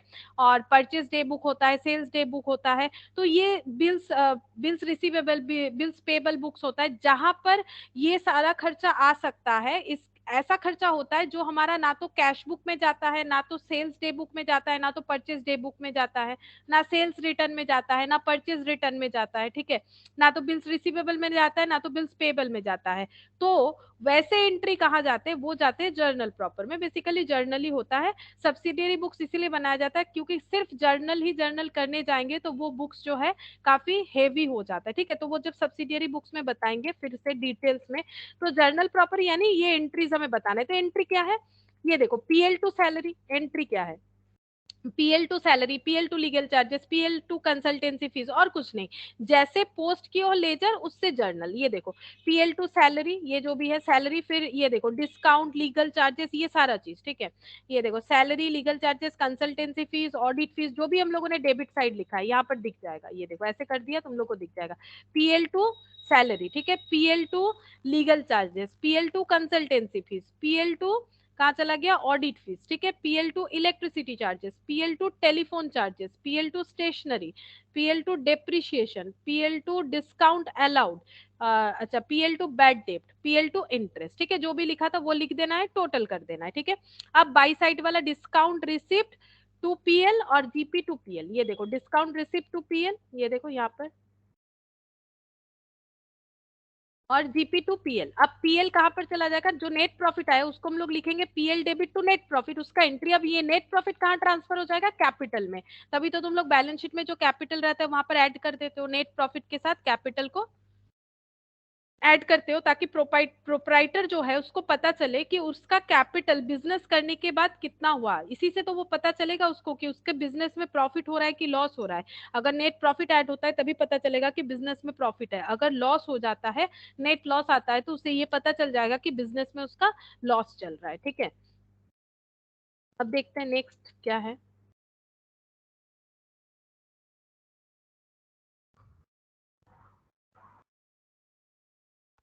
नेक्स्ट यहाँ पर देखो एक है प्रोविजन फॉर बैड डेट, जो तुम लोग क्रिएट करते हो वो कैसे होता है। देखो on 1 April 2020 provision for doubtful date exist 40,000। अब ये प्रोविजन क्या होता है ये समझो। प्रोविजन का मतलब होता है कि फ्यूचर में कोई लॉस हो सकता है ऐसा सोच के, उसके लिए अभी से अगर हम लोग कुछ पैसा को अलग करके रखते हैं या प्रॉफिट को कम करके दिखाते हैं, बेसिकली चार्ज अगेंस्ट प्रॉफिट को ही प्रोविजन बोला जाता है।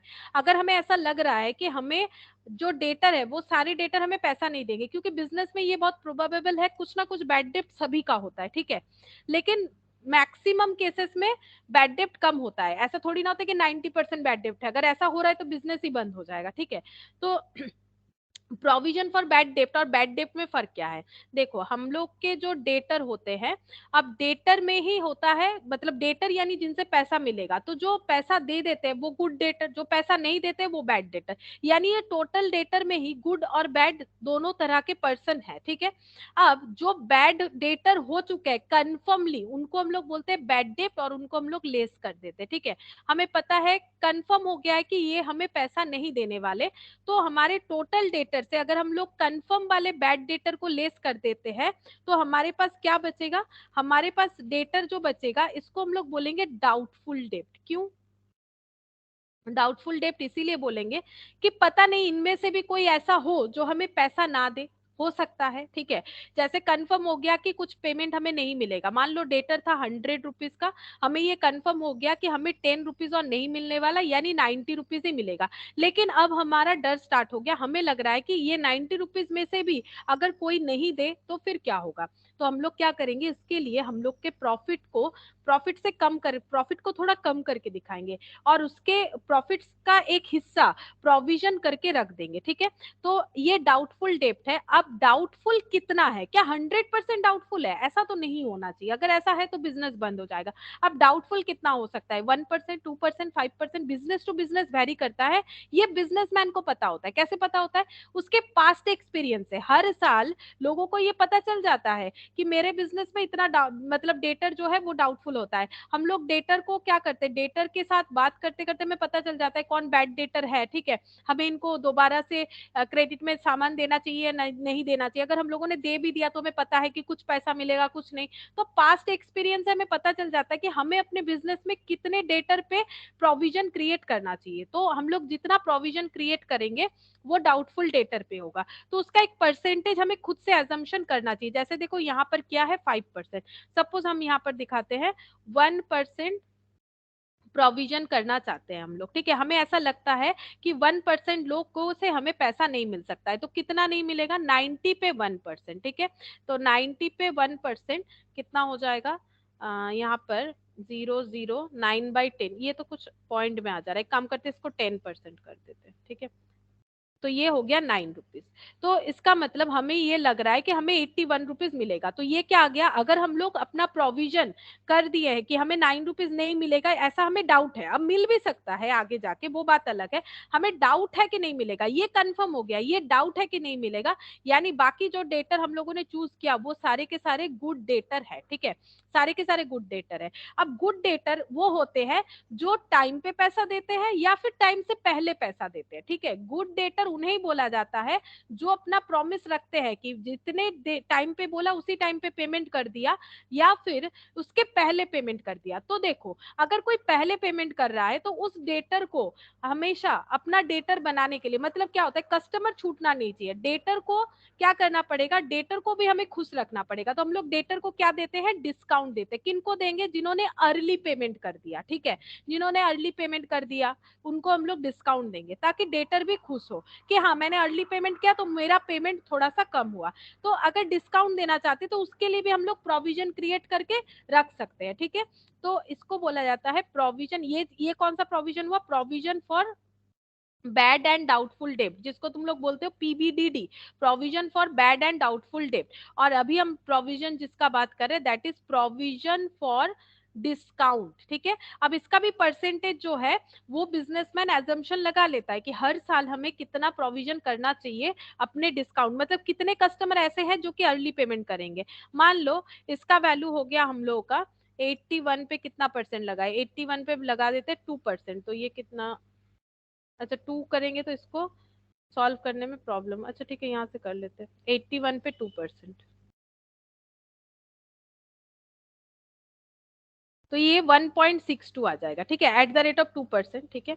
एट द रेट ऑफ 2%, तो 1.62 इतना अगर हम लोग प्रोविजन कर रहे हैं ऐसा सोच के कि हमें डिस्काउंट देना पड़ सकता है, तो इसका मतलब हम लोगों का डेटर का जो बैलेंस बच रहा है वो कितना बचेगा, माइनस करने से ही पता चल जाएगा। 81 माइनस 1.62, ठीक है, माइनस 81, ठीक है। तो ये हो जाएगा 79.38, ठीक है। तो लगभग 79.38 मतलब 80 रुपीज मान सकते हैं, ठीक है। तो इसका मतलब हमारा डेटर का देखो क्या सोल्यूशन हो गया। डेटर हम लोग का था कितना, 100, वहां से कितना आ गया, 80 में आ गया, ठीक है। क्यों आ गया, क्योंकि कुछ लोगों ने पैसा नहीं दिया, कंफर्म हो गया, कुछ पे हमें शक है, ठीक है, पैसा देंगे नहीं देंगे, तो एक परसेंटेज का प्रोविजन कर लिया, ठीक है।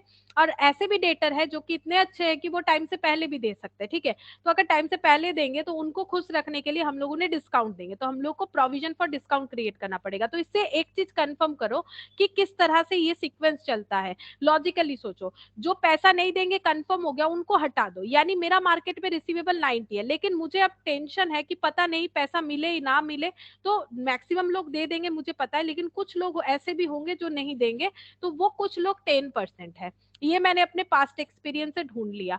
तो मैंने अपना जो रिसीवेबल है उसको कम करके 81 दिखाया, और मुझे ये भी पता है कुछ ऐसे भी अच्छे इंसान है जो कि टाइम से पहले दे देंगे, तो उनको हम लोग डिस्काउंट देंगे, ऐसा सोचा है, बिजनेस पॉलिसी है, डिस्काउंट देंगे, तो उसके लिए भी प्रोविजन कर लिया।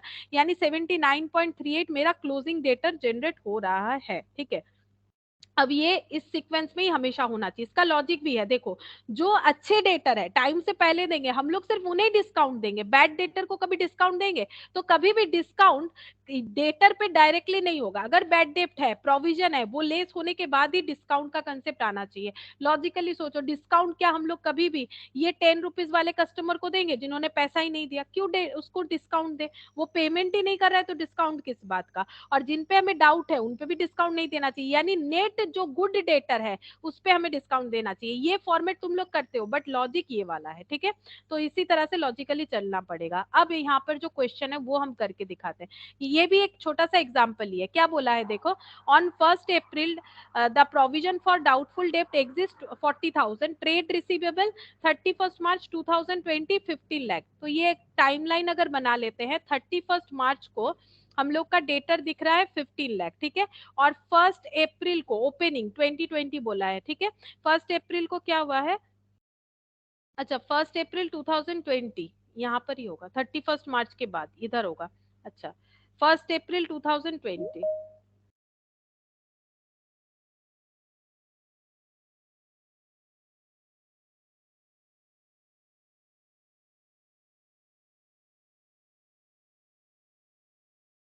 देखो, 1 अप्रैल 2020 यहाँ पर क्या बोला है कि ट्रेड रिसीवेबल 15 लाख 31 मार्च 2020, और यहाँ पर ही प्रोविजन है कितना? 40,000, ठीक है? अच्छा, बैड डेप्ट हुआ है 1 लाख, बैड डेप्ट हुआ है 1 lakh. It is required to write off the bad डेप्ट and create a provision equal to 5%। Bad डेप्ट राइट ऑफ करने का मतलब है बैड डेप्ट को डेटर से लेस करो, जो कंसेप्ट अभी दिखाया, फिर 5% का प्रोविजन क्रिएट करना है ट्रेड रिसीवेबल पे।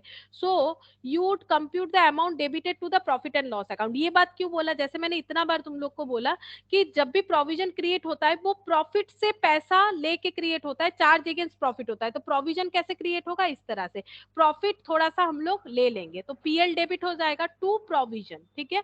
टू प्रोविजन, कोई भी प्रोविजन इसी तरह से ही क्रिएट होता है, चाहे प्रोविजन फॉर डेटर हो, प्रोविजन फॉर डेप्रिसिएशन हो, हर एक प्रोविजन चार्ज अगेंस्ट पीएल होता है। तो PL to provision for doubtful debt, ठीक है? तो हमें कितना पीएल से इस बार लेना पड़ेगा वो हमें कैलकुलेट करके बताना है। तो इसका हम अकाउंट बना के दिखाते हैं। देखो, पीबीडीडी, पीबीडीडी का अकाउंट बना के दिखाते हैं। पीबीडीडी का मतलब provision for bad and doubtful debt. अब ये एक लाइबिलिटी है, क्योंकि प्रोविजन क्रिएट करना एक लाइबिलिटी है, ठीक है? क्योंकि फ्यूचर में कुछ होगा उसका आज ही हम लोग रिकॉर्डिंग कर रहे हैं, तो ये हम लोग का लाइबिलिटी है। तो ये डेबिट, ये क्रेडिट। ओपनिंग लाइबिलिटी, देखो ओपनिंग लाइबिलिटी कितना है?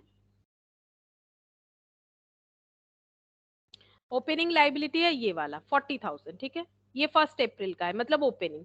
क्लोजिंग हमें क्रिएट करना पड़ेगा, तो क्लोजिंग लाइबिलिटी इधर क्रिएट करेंगे।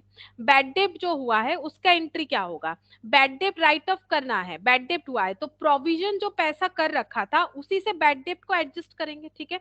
मतलब हम लोगों का बैड डेट कैसे हुआ? जब हम लोगों ने क्रेडिट सेल किया होगा, यानी डेटर टू सेल्स। देखो क्या कंसेप्ट होता है, डेटर टू सेल्स क्या होगा? अब जब जो डेटर है उसने पैसा नहीं दिया, ठीक है, और इस वजह से हो गया बैड डेट, तो हम लोग क्या कर सकते हैं? बैड डेट टू क्या कर सकते हैं? पीएल, डायरेक्टली ऐसे कर सकते हैं। या फिर हमारे पास और एक ऑप्शन होता है कि डायरेक्टली बैड डेट को पीएल में नहीं दिखा के हम लोगों ने जो प्रोविजन कर रखा था उसका यूज करेंगे बैड डेट को राइट ऑफ करने के लिए, ठीक है? तो हम लोग प्रोविजन को यूज कर लेते हैं बैड डेट को राइट ऑफ करने के लिए। तो यहाँ पर लिखेंगे टू बैड डेट, ठीक है? तो टू बैड डेट कितना हो जाएगा? ये देखो, बैड डेट कितना है? 1 लाख, ठीक है? बैड डेप्ट हो गया 1 लाख। मतलब हम लोगों ने 40,000 का प्रोविजन कर रखा था कि फ्यूचर में अगर बैड डेप्ट हो तो इस पैसे का यूज करेंगे ताकि हमारा लॉस जो है वो कम हो। लेकिन हम लोगों का लॉस हुआ 1 लाख, यानी 60,000 हमारा डेफिसिट हुआ प्रोविजन करने में, ठीक है? और इस बार भी हमें 5% प्रोविजन करके रखना है। तो हमें पीएल से कितना लेना पड़ेगा? तो देखो, यहाँ पर बाई पीएल बोल के पीएल से 60,000 तो हमें लेना ही पड़ेगा, क्योंकि 40,000 हमारे पास प्रोविजन था और यूज करना पड़ा 1 लाख, क्योंकि 1 लाख का लॉस हुआ, तो 60,000 तो पीएल से लेना ही पड़ेगा। और कितना लेना पड़ेगा? कैसे कैलकुलेट करेंगे? जितना इस बार प्रोविजन क्रिएट करना है, इस बार 5% प्रोविजन क्रिएट करना है। प्रोविजन किस पे क्रिएट होता है? प्रोविजन डेटर पे क्रिएट होता है। तो डेटर कितना है? 15 लाख है, ठीक है? लेकिन बैड डेप्ट भी तो हुआ है, कितना हुआ है 1 लाख। अभी मैंने दिखाया ना, डेटर से हमें बैड डेप्ट लेस कर देना है, तो नेट डेटर कितना आ गया 14 लाख।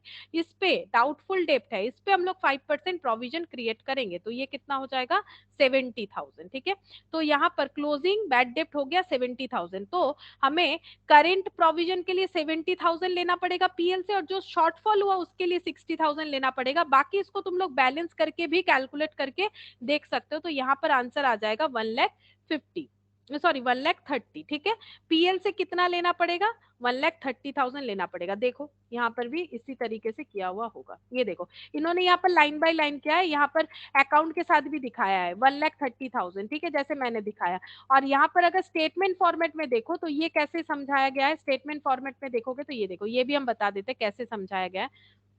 स्टेटमेंट फॉर्मेट में इस तरह से बोला गया है कि पहले से हम लोग के पास 40,000 का प्रोविजन था। ठीक है, हम लोगों को 1 लाख का लॉस हुआ, तो जो प्रोविजन था उसे यूज करेंगे। प्रोविजन तो इसीलिए क्रिएट किया है ना कि फ्यूचर में अगर लॉस हुआ तो उससे राइट ऑफ कर लेंगे, एडजस्ट कर लेंगे। हम लोगों को लगा था कि 40,000 का बैड डेप्ट हो सकता है, बट हुआ 1 लाख का, तो 60,000 का हमारा शॉर्टफॉल हुआ।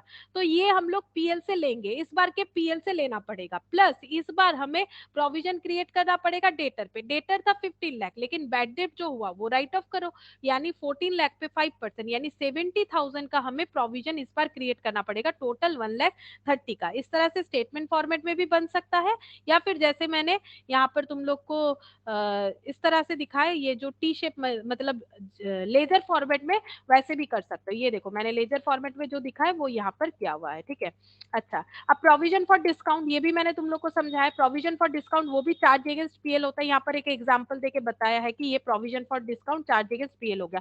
और इसको बैलेंस शीट में कैसे शो करोगे, जो मैंने दिखाया, डेटर, डेटर से लेस करो बैड डेप्ट अगर है तो, फिर लेस करो प्रोविजन, फिर लेस करो प्रोविजन फॉर डिस्काउंट। इसका पूरा लॉजिक मैंने अपने हिसाब से बताया। इन्होंने यहाँ पर एक एग्जाम्पल क्रिएट किया, बट बैड डेप्ट इन्होंने लिया नहीं एग्जाम्पल पे, तभी दिखाया नहीं है। उससे हमें कोई मतलब नहीं है, हमें पूरा कंसेप्ट पता होना चाहिए। ठीक है, प्रोविजन फॉर डिप्रिशिएशन भी इसी तरह से क्रिएट होता है। ठीक है, डिप्रिशिएशन के लिए अगर हम लोग प्रोविजन क्रिएट करना चाहते हैं, वो भी चार्ज अगेंस्ट पीएल होता है। Any provision charge against PL होगा। ठीक है, कैसा भी प्रोविजन बना लो। अच्छा अब यहाँ पर देखो, एबनॉर्मल लॉस, ये एक एडजस्टमेंट दिया है, abnormal loss of inventory by accident of fire. इसको मैंने कल कंसाइनमेंट के क्लास में भी बोला है। ठीक है, इसको मैंने कल कंसाइनमेंट क्लास में भी बोला था तुम लोगों को कि अगर हम लोगों का स्टॉक लॉस बाय फायर होता है तो उसे हमें कहाँ दिखाना पड़ता है, क्लोजिंग स्टॉक में दिखाना पड़ता है। ठीक है, और अभी हम लोग ट्रेडिंग में भी दिखाएंगे। इसका मतलब क्लोजिंग स्टॉक तो ट्रेडिंग में दिखता है, तो क्लोजिंग स्टॉक के हिसाब से वहां दिखाएंगे। और उसके साथ साथ अगर हमें इंश्योरेंस क्लेम मिल रहा है तो उसका एंट्री भी मैंने कल जो बताया तो वही होगा, बट वहां पर 2 कंसाइनमेंट लिख रहे हैं, यहाँ पर उसके जगह 2 पीएल होगा। देखो कल जो मैंने बताया था वो और ये वाले कंसेप्ट में कोई फर्क नहीं है। अगर हमारा स्टॉक डिस्ट्रॉयड बाय फायर है तो हम लोग लिखेंगे एबनॉर्मल लॉस टू ट्रेडिंग, जो हम लोग वहां पर दिखा रहे थे एबनॉर्मल लॉस टू कंसाइनमेंट। और अगर हमें इस पे इंश्योरेंस क्लेम कर रखा है, इंश्योरेंस क्लेम मिल रहा है, तो हम लोग का एबनॉर्मल लॉस कम हो जाएगा। हम लोग इंश्योरेंस कंपनी से जो क्लेम लेंगे वो हम लोग यहाँ पर रिसीवेबल करके दिखाएंगे, 2 यहाँ पर कर देंगे पीएल, ये चीज हमारा पीएल में चार्ज हो जाएगा। ठीक है, ये इस तरह से होगा। अच्छा ये चीज यहाँ पर वही बोला है, देखो lost by fire to trading हो जाएगा और PL to loss by fire. ये देखो इंश्योरेंस कंपनी से क्लेम मिला, ये एक एग्जांपल दिया, लॉस बाय फायर 6,000 हुआ था और इंश्योरेंस कंपनी से 4,500 का अगर क्लेम मिला है तो 1,500 का हम लोग का क्या हो जाएगा, 1,500 का लॉस है जो क्लेम हमें नहीं मिला। 6,000 में 4,500 का क्लेम मिला, यानी 1,500 का लॉस है और ये यहाँ पर क्लोज हुआ। तो एंट्री यहाँ पर क्या हो जाएगा, इंश्योरेंस, ये ऐसे लिखना पड़ेगा। अच्छा यहाँ पर ऐसे लिखना पड़ेगा पीएल। ठीक है, इसको हम लोग ऐसे लिखेंगे, PL debit, insurance company debit to PL. ठीक है, एक मिनट, ये क्या लिख दिया मैंने, टू लॉस बाय फायर। अच्छा इसको क्लोज करना है ना, यहाँ पर ऐसे लिखेंगे to loss by fire, to loss by fire, क्योंकि वहां पर तुम लोग इंडिविजुअल नाम से नहीं लिखते हैं ना, तो यहाँ पर भी लिखेंगे loss by fire, loss by fire. ठीक है, तो इसको लॉस बाय फायर को as a closing stock trading में दिखा देंगे, ठीक है। पीएल में उतना अमाउंट डेबिट करके दिखाएंगे जितने का क्लेम हमें नहीं मिल रहा है, ठीक है। ये कहां पर चला जाएगा, ये ट्रेडिंग में चला जाएगा, और ये पीएल में चला जाएगा वो अमाउंट जितना अमाउंट हमें रिसीवेबल नहीं होगा इंश्योरेंस कंपनी से। जैसे देखो 6,000 का हमारा लॉस हुआ, हम लोगों को इंश्योरेंस कंपनी से 4,500 का क्लेम मिलेगा, कितने का क्लेम नहीं मिलेगा, 1,500, ये चला जाएगा पीएल में, ठीक है। तो ये 4,500 कहाँ जाएगा, ये रिसीवेबल है, रिसीवेबल यानी जैसे डेटर रिसीवेबल होता है, तो ये हम लोग का चला जाएगा बैलेंस शीट में एसेट साइड में कि इंश्योरेंस कंपनी से हमें मिलेगा। देखो ये लिखा हुआ होगा, पीएल में चला जाएगा 1,500, ये देखो टू लॉस बाय फायर दिखा दिया है, the amount not compensated by insurance company, वही हमारा लॉस है, लॉस पीएल में जाएगा। जो हमें मिलेगा वो हम लोग रिसीवेबल है, तो हम लोग एसेट साइड में 4,500 यहाँ पर दिखा दिया है, तो ये वाला एंट्री ऐसे होगा, ठीक है। तो पीएल डेबिट में हम लोग का वो अमाउंट चला जाएगा नॉट कंपेंसेटेड, ये चला जाएगा बैलेंस शीट में एसेट साइड में जो रिसीवेबल है इंश्योरेंस कंपनी से, ठीक है। और ये जो लॉस बाय फायर है, ये देखो लॉस बाय फायर क्लोज हो गया, ठीक है, तो ये ट्रेडिंग में चला जाएगा, ठीक है। ये ट्रेडिंग में, ये तो दिख ही रहा है ट्रेडिंग में, ये और ये कट हो गया, ठीक है। अच्छा अब देखो यहाँ पर good Saint on approval basis, ये हम लोग अलग चैप्टर में कर चुके, तो इसको अभी हम कुछ नहीं बोल रहे, अगर आएगा तो बता देंगे, ठीक है। अच्छा अगर इस तरह का होता है, देखो goods use other than for sale, जैसे तुम लोग सर के पास जर्नल एंट्री कर रहे हो तो वहां पर किया ही होगा, डोनेशन कर रहे हैं, फ्री सैम्पलिंग डिस्ट्रीब्यूशन कर रहे हैं, तो इससे हमारा स्टॉक कम होता है, तो वो हम लोगों का परचेज से लेस हो जाएगा, ठीक है। और यहाँ कुछ कमीशन का एडजस्टमेंट दे रखा है, हम लोग का क्वेश्चन आएगा तो हम लोग करेंगे। अच्छा ये देखो ये वाला बताते हैं, इलास्ट्रेशन 5, यहाँ पर क्या बोला है, यहाँ पर वांगशु बोल के कोई है, उनका ट्रायल बैलेंस दे रखा है, हमें प्रिपेयर करने क्या बोला है, prepare closing entries for the above item and prepare trading and profit and loss account, ठीक है। हमें क्लोजिंग एंट्रीज करने बोला है, तो क्लोजिंग एंट्री तो तुम लोग को पता है क्या करना है, जो तुम लोग ट्रेडिंग पीएल बनाते हो उसी को अगर हम लोग एंट्री फॉर्मेट में लिखते हैं तो वो क्लोजिंग एंट्री हो जाएगा। हमें बोला है ट्रेडिंग एंड पीएल बना के दिखाओ, ठीक है। तो ये पहले इन्होंने क्लोजिंग एंट्री कर रखा है, जबकि ऐसा आएगा नहीं क्वेश्चन में, फिर भी क्लोजिंग एंट्री क्या होता है मैंने बता दिया, तुम लोग इसको देखोगे तो समझ जाओगे। हम लोग अपना ट्रेडिंग एंड पीएल बना के देखते हैं, ट्रेडिंग पीएल कैसे होगा, ये भी छोटा सा क्वेश्चन है, हम यहीं पर दिखा देते हैं, ट्रेडिंग एंड पीएल, ठीक है। जो एडजस्टमेंट के साथ क्वेश्चन होगा वो हम पूरा लिख के वहां दिखाएंगे, तो तुम लोग अपने कॉपी में लिख लो, हम यहाँ से लिख रहे हैं, ठीक है। ये देखो कैपिटल कहाँ जाएगा, ये बैलेंस शीट में जाता है, ये लाइबिलिटी है, हमें बैलेंस शीट बनाने नहीं बोला है। इन्वेंट्री अकाउंट 2 लाख, तो ये ओपनिंग स्टॉक हो गया, ठीक है, ओपनिंग हो जाएगा 2 लाख। कैश इन हैंड ये भी बैलेंस शीट में जाएगा, मशीन ये भी बैलेंस शीट में जाएगा, ये एसेट साइड में जाएगा, ये एसेट साइड में जाएगा, ये लाइबिलिटी में जाएगा। परचेज तो ये हो जाएगा टू परचेज, ठीक है। परचेज कितना है यहाँ पर 18,20,000। वेजेस ये भी डायरेक्ट एक्सपेंसेस है, वेजेस ये चला जाएगा 10 लाख ट्रेडिंग में, ठीक है। सैलरी ये पीएल में जाएगा, अगर हम लोग पीएल भी बनाते हैं, ये एक साथ ही होना चाहिए लेकिन हम एक बार अलग दिखा देते हैं, ठीक है। ये एक साथ ही लिखेंगे हम लोग, जब लेंदी क्वेश्चन करेंगे ना तो वहां पर प्रॉपर फॉर्मेट के साथ करेंगे। Discount allowed 5,000, to discount allowed ये हो गया 5,000, ठीक है। डिस्काउंट रिसिप्ट ये इधर आ जाएगा, बाई डिस्काउंट रिसिप्ट 30,000, ठीक है। अच्छा सन्ड्री ऑफिस एक्सपेंसेस तो यहाँ पर आ जाएगा 6 लाख, ऑफिस एक्सपेंसेस आ गया 6 लाख। सेल्स अकाउंट यहाँ पर आ जाएगा 50 lakh. Sums owing by customer मतलब कस्टमर से पैसा मिलने वाला है, तो डेटर यानी बैलेंस शीट में एसेट साइड में जाएगा, ठीक है। ट्रेड पेएबल यानी पे करना है, बैलेंस शीट में लाइबिलिटी साइड में जाएगा, ठीक है। वैल्यू ऑफ क्लोजिंग इन्वेंट्री 2,70,000, देखो ट्रायल बैलेंस के जो बाहर जो भी आइटम होता है उसे हम लोग बोलते हैं एडिशनल इंफॉर्मेशन या एडजस्टमेंट।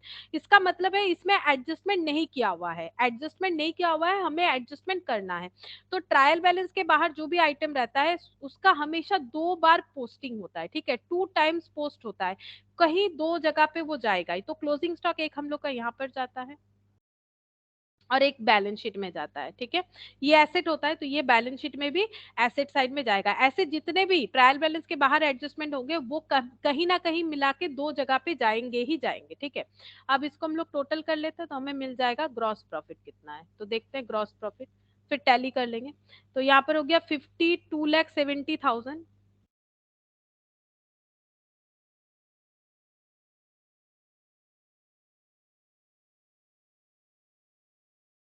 52,70,000 माइनस 20,20,000 मतलब 18 और 10 28 30,20,000।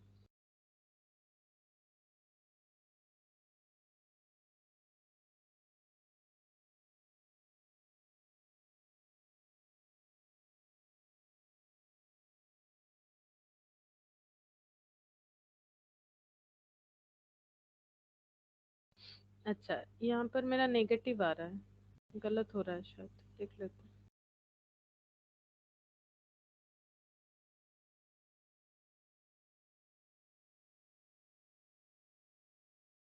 $52,70,000 माइनस 12 लाख माइनस 18, अच्छा 22,50,000 आ रहा है। ठीक है, चेक करते हैं ट्रेडिंग का मतलब जीपी कितना है। 22,50,000 है कि नहीं। हाँ 22,50,000 ये देखो। ठीक है, अब 22,50,000 यहाँ पर ब्रॉड डाउन कर देते हैं तो हमें जीपी भी पता चल जाएगा। ठीक है, 22,50,000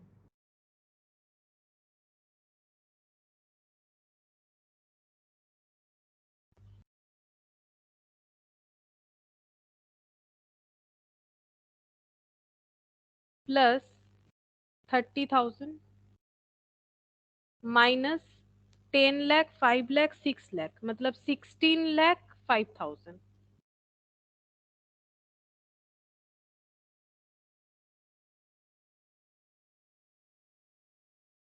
6,75,000 चेक करते हैं 6,75,000 है कि नहीं।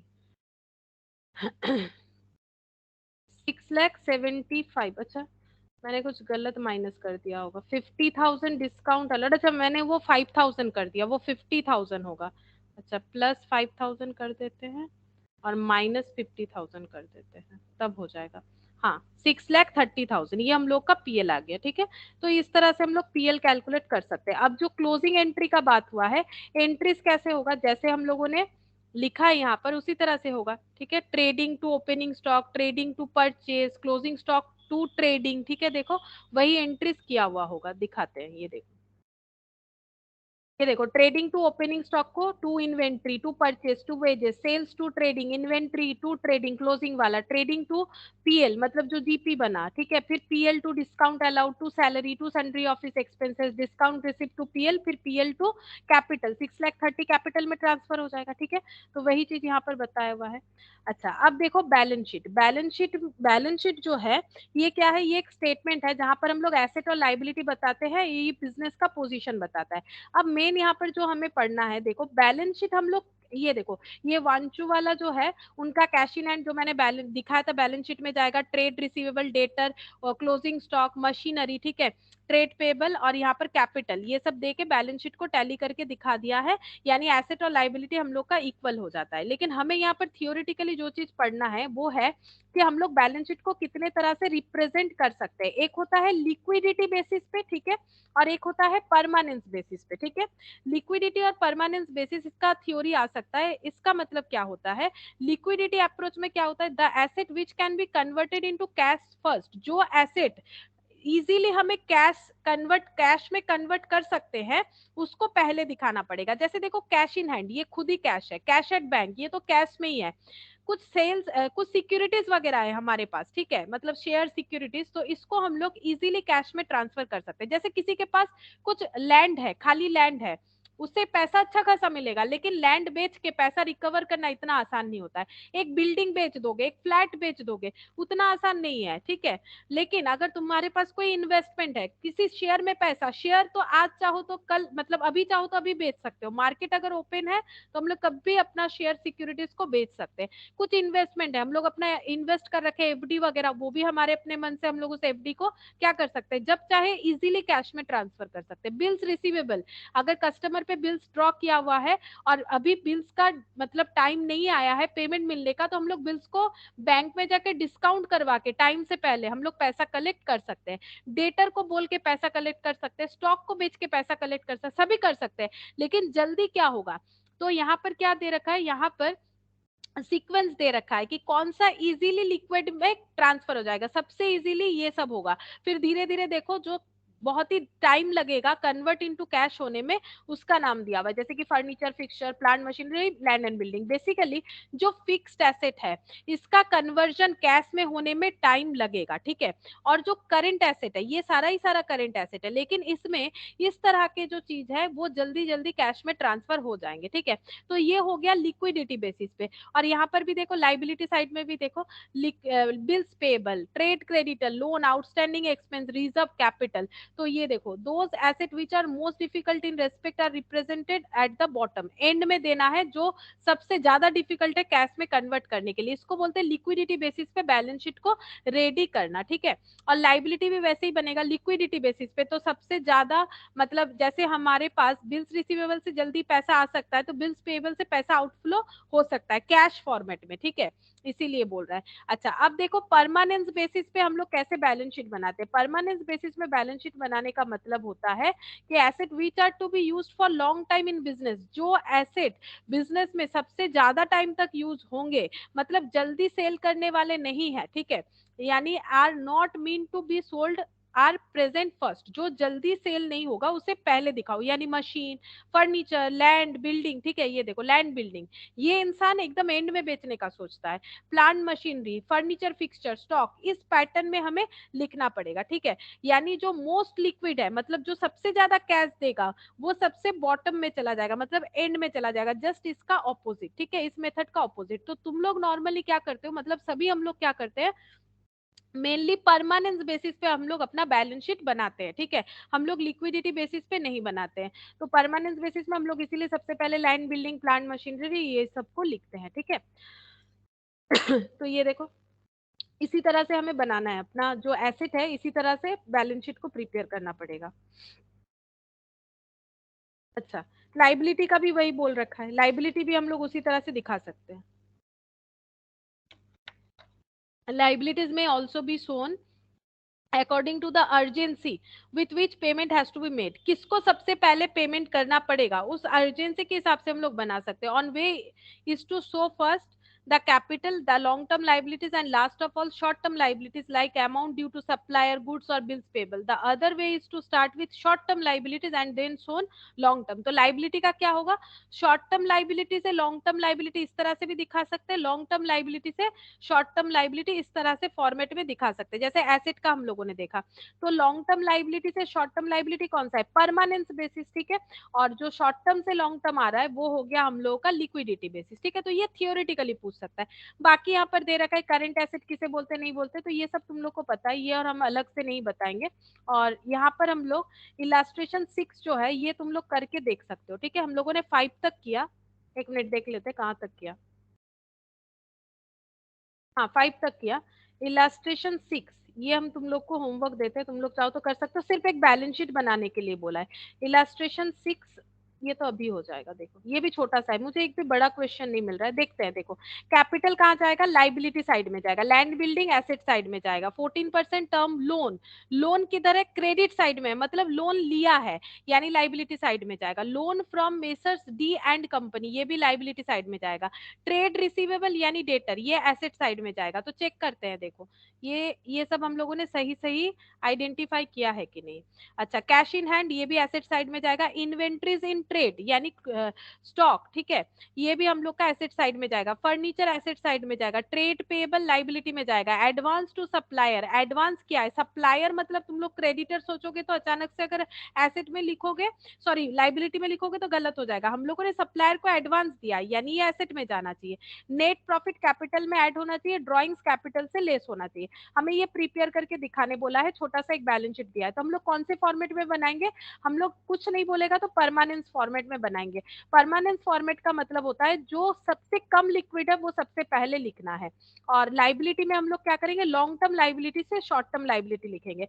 तो सबसे पहले लिखेंगे कैपिटल 7 लाख, ठीक है, फिर वहां पर एडजस्टमेंट कर देंगे नेट प्रॉफिट का और लेस कर देंगे ड्रॉइंग्स का। तो नेट प्रॉफिट था 1 लाख और ड्रॉइंग्स हो गया था 60,000। देखो एडजस्ट करके 7,40,000 आ गया।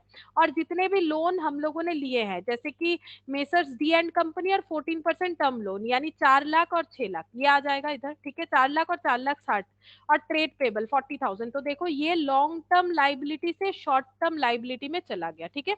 और इधर फिक्स्ड एसेट, देखो ये फिक्स्ड एसेट से धीरे धीरे करंट एसेट में आ रहा है, ठीक है। तो फिक्स्ड एसेट में क्या क्या था हम लोगों का, लैंड बिल्डिंग था, फर्नीचर था, क्लोजिंग स्टॉक था और trade receivable, advance to supplier, cash in hand, ठीक है। इसमें कुछ डिफिकल्ट था नहीं, एडजस्टमेंट वगैरह नहीं था। और यहाँ पर इलस्ट्रेशन 7 यहाँ से हम लोग फाइनली क्या करेंगे, अपना क्वेश्चन जो है खुद से सॉल्व करेंगे, ठीक है। अभी तक मैंने यहीं पर करके दिखाया क्योंकि ऐसा कुछ खास क्वेश्चन था नहीं, सारे कंसेप्चुअल क्वेश्चन थे। तो इलस्ट्रेशन 7 से हम लोग अलग से करके देखेंगे कि कैसे करके हमें सॉल्व करना है, नीचे का एडजस्टमेंट कैसे हम लोग फॉलो कर सकते हैं। तो यहाँ पर हम एक बार लिख देते हैं, याद नहीं रहेगा मुझे। इलस्ट्रेशन 7 से हम लोग कंटिन्यू करेंगे इसको, ठीक है। तो आज इतना ही करते हैं।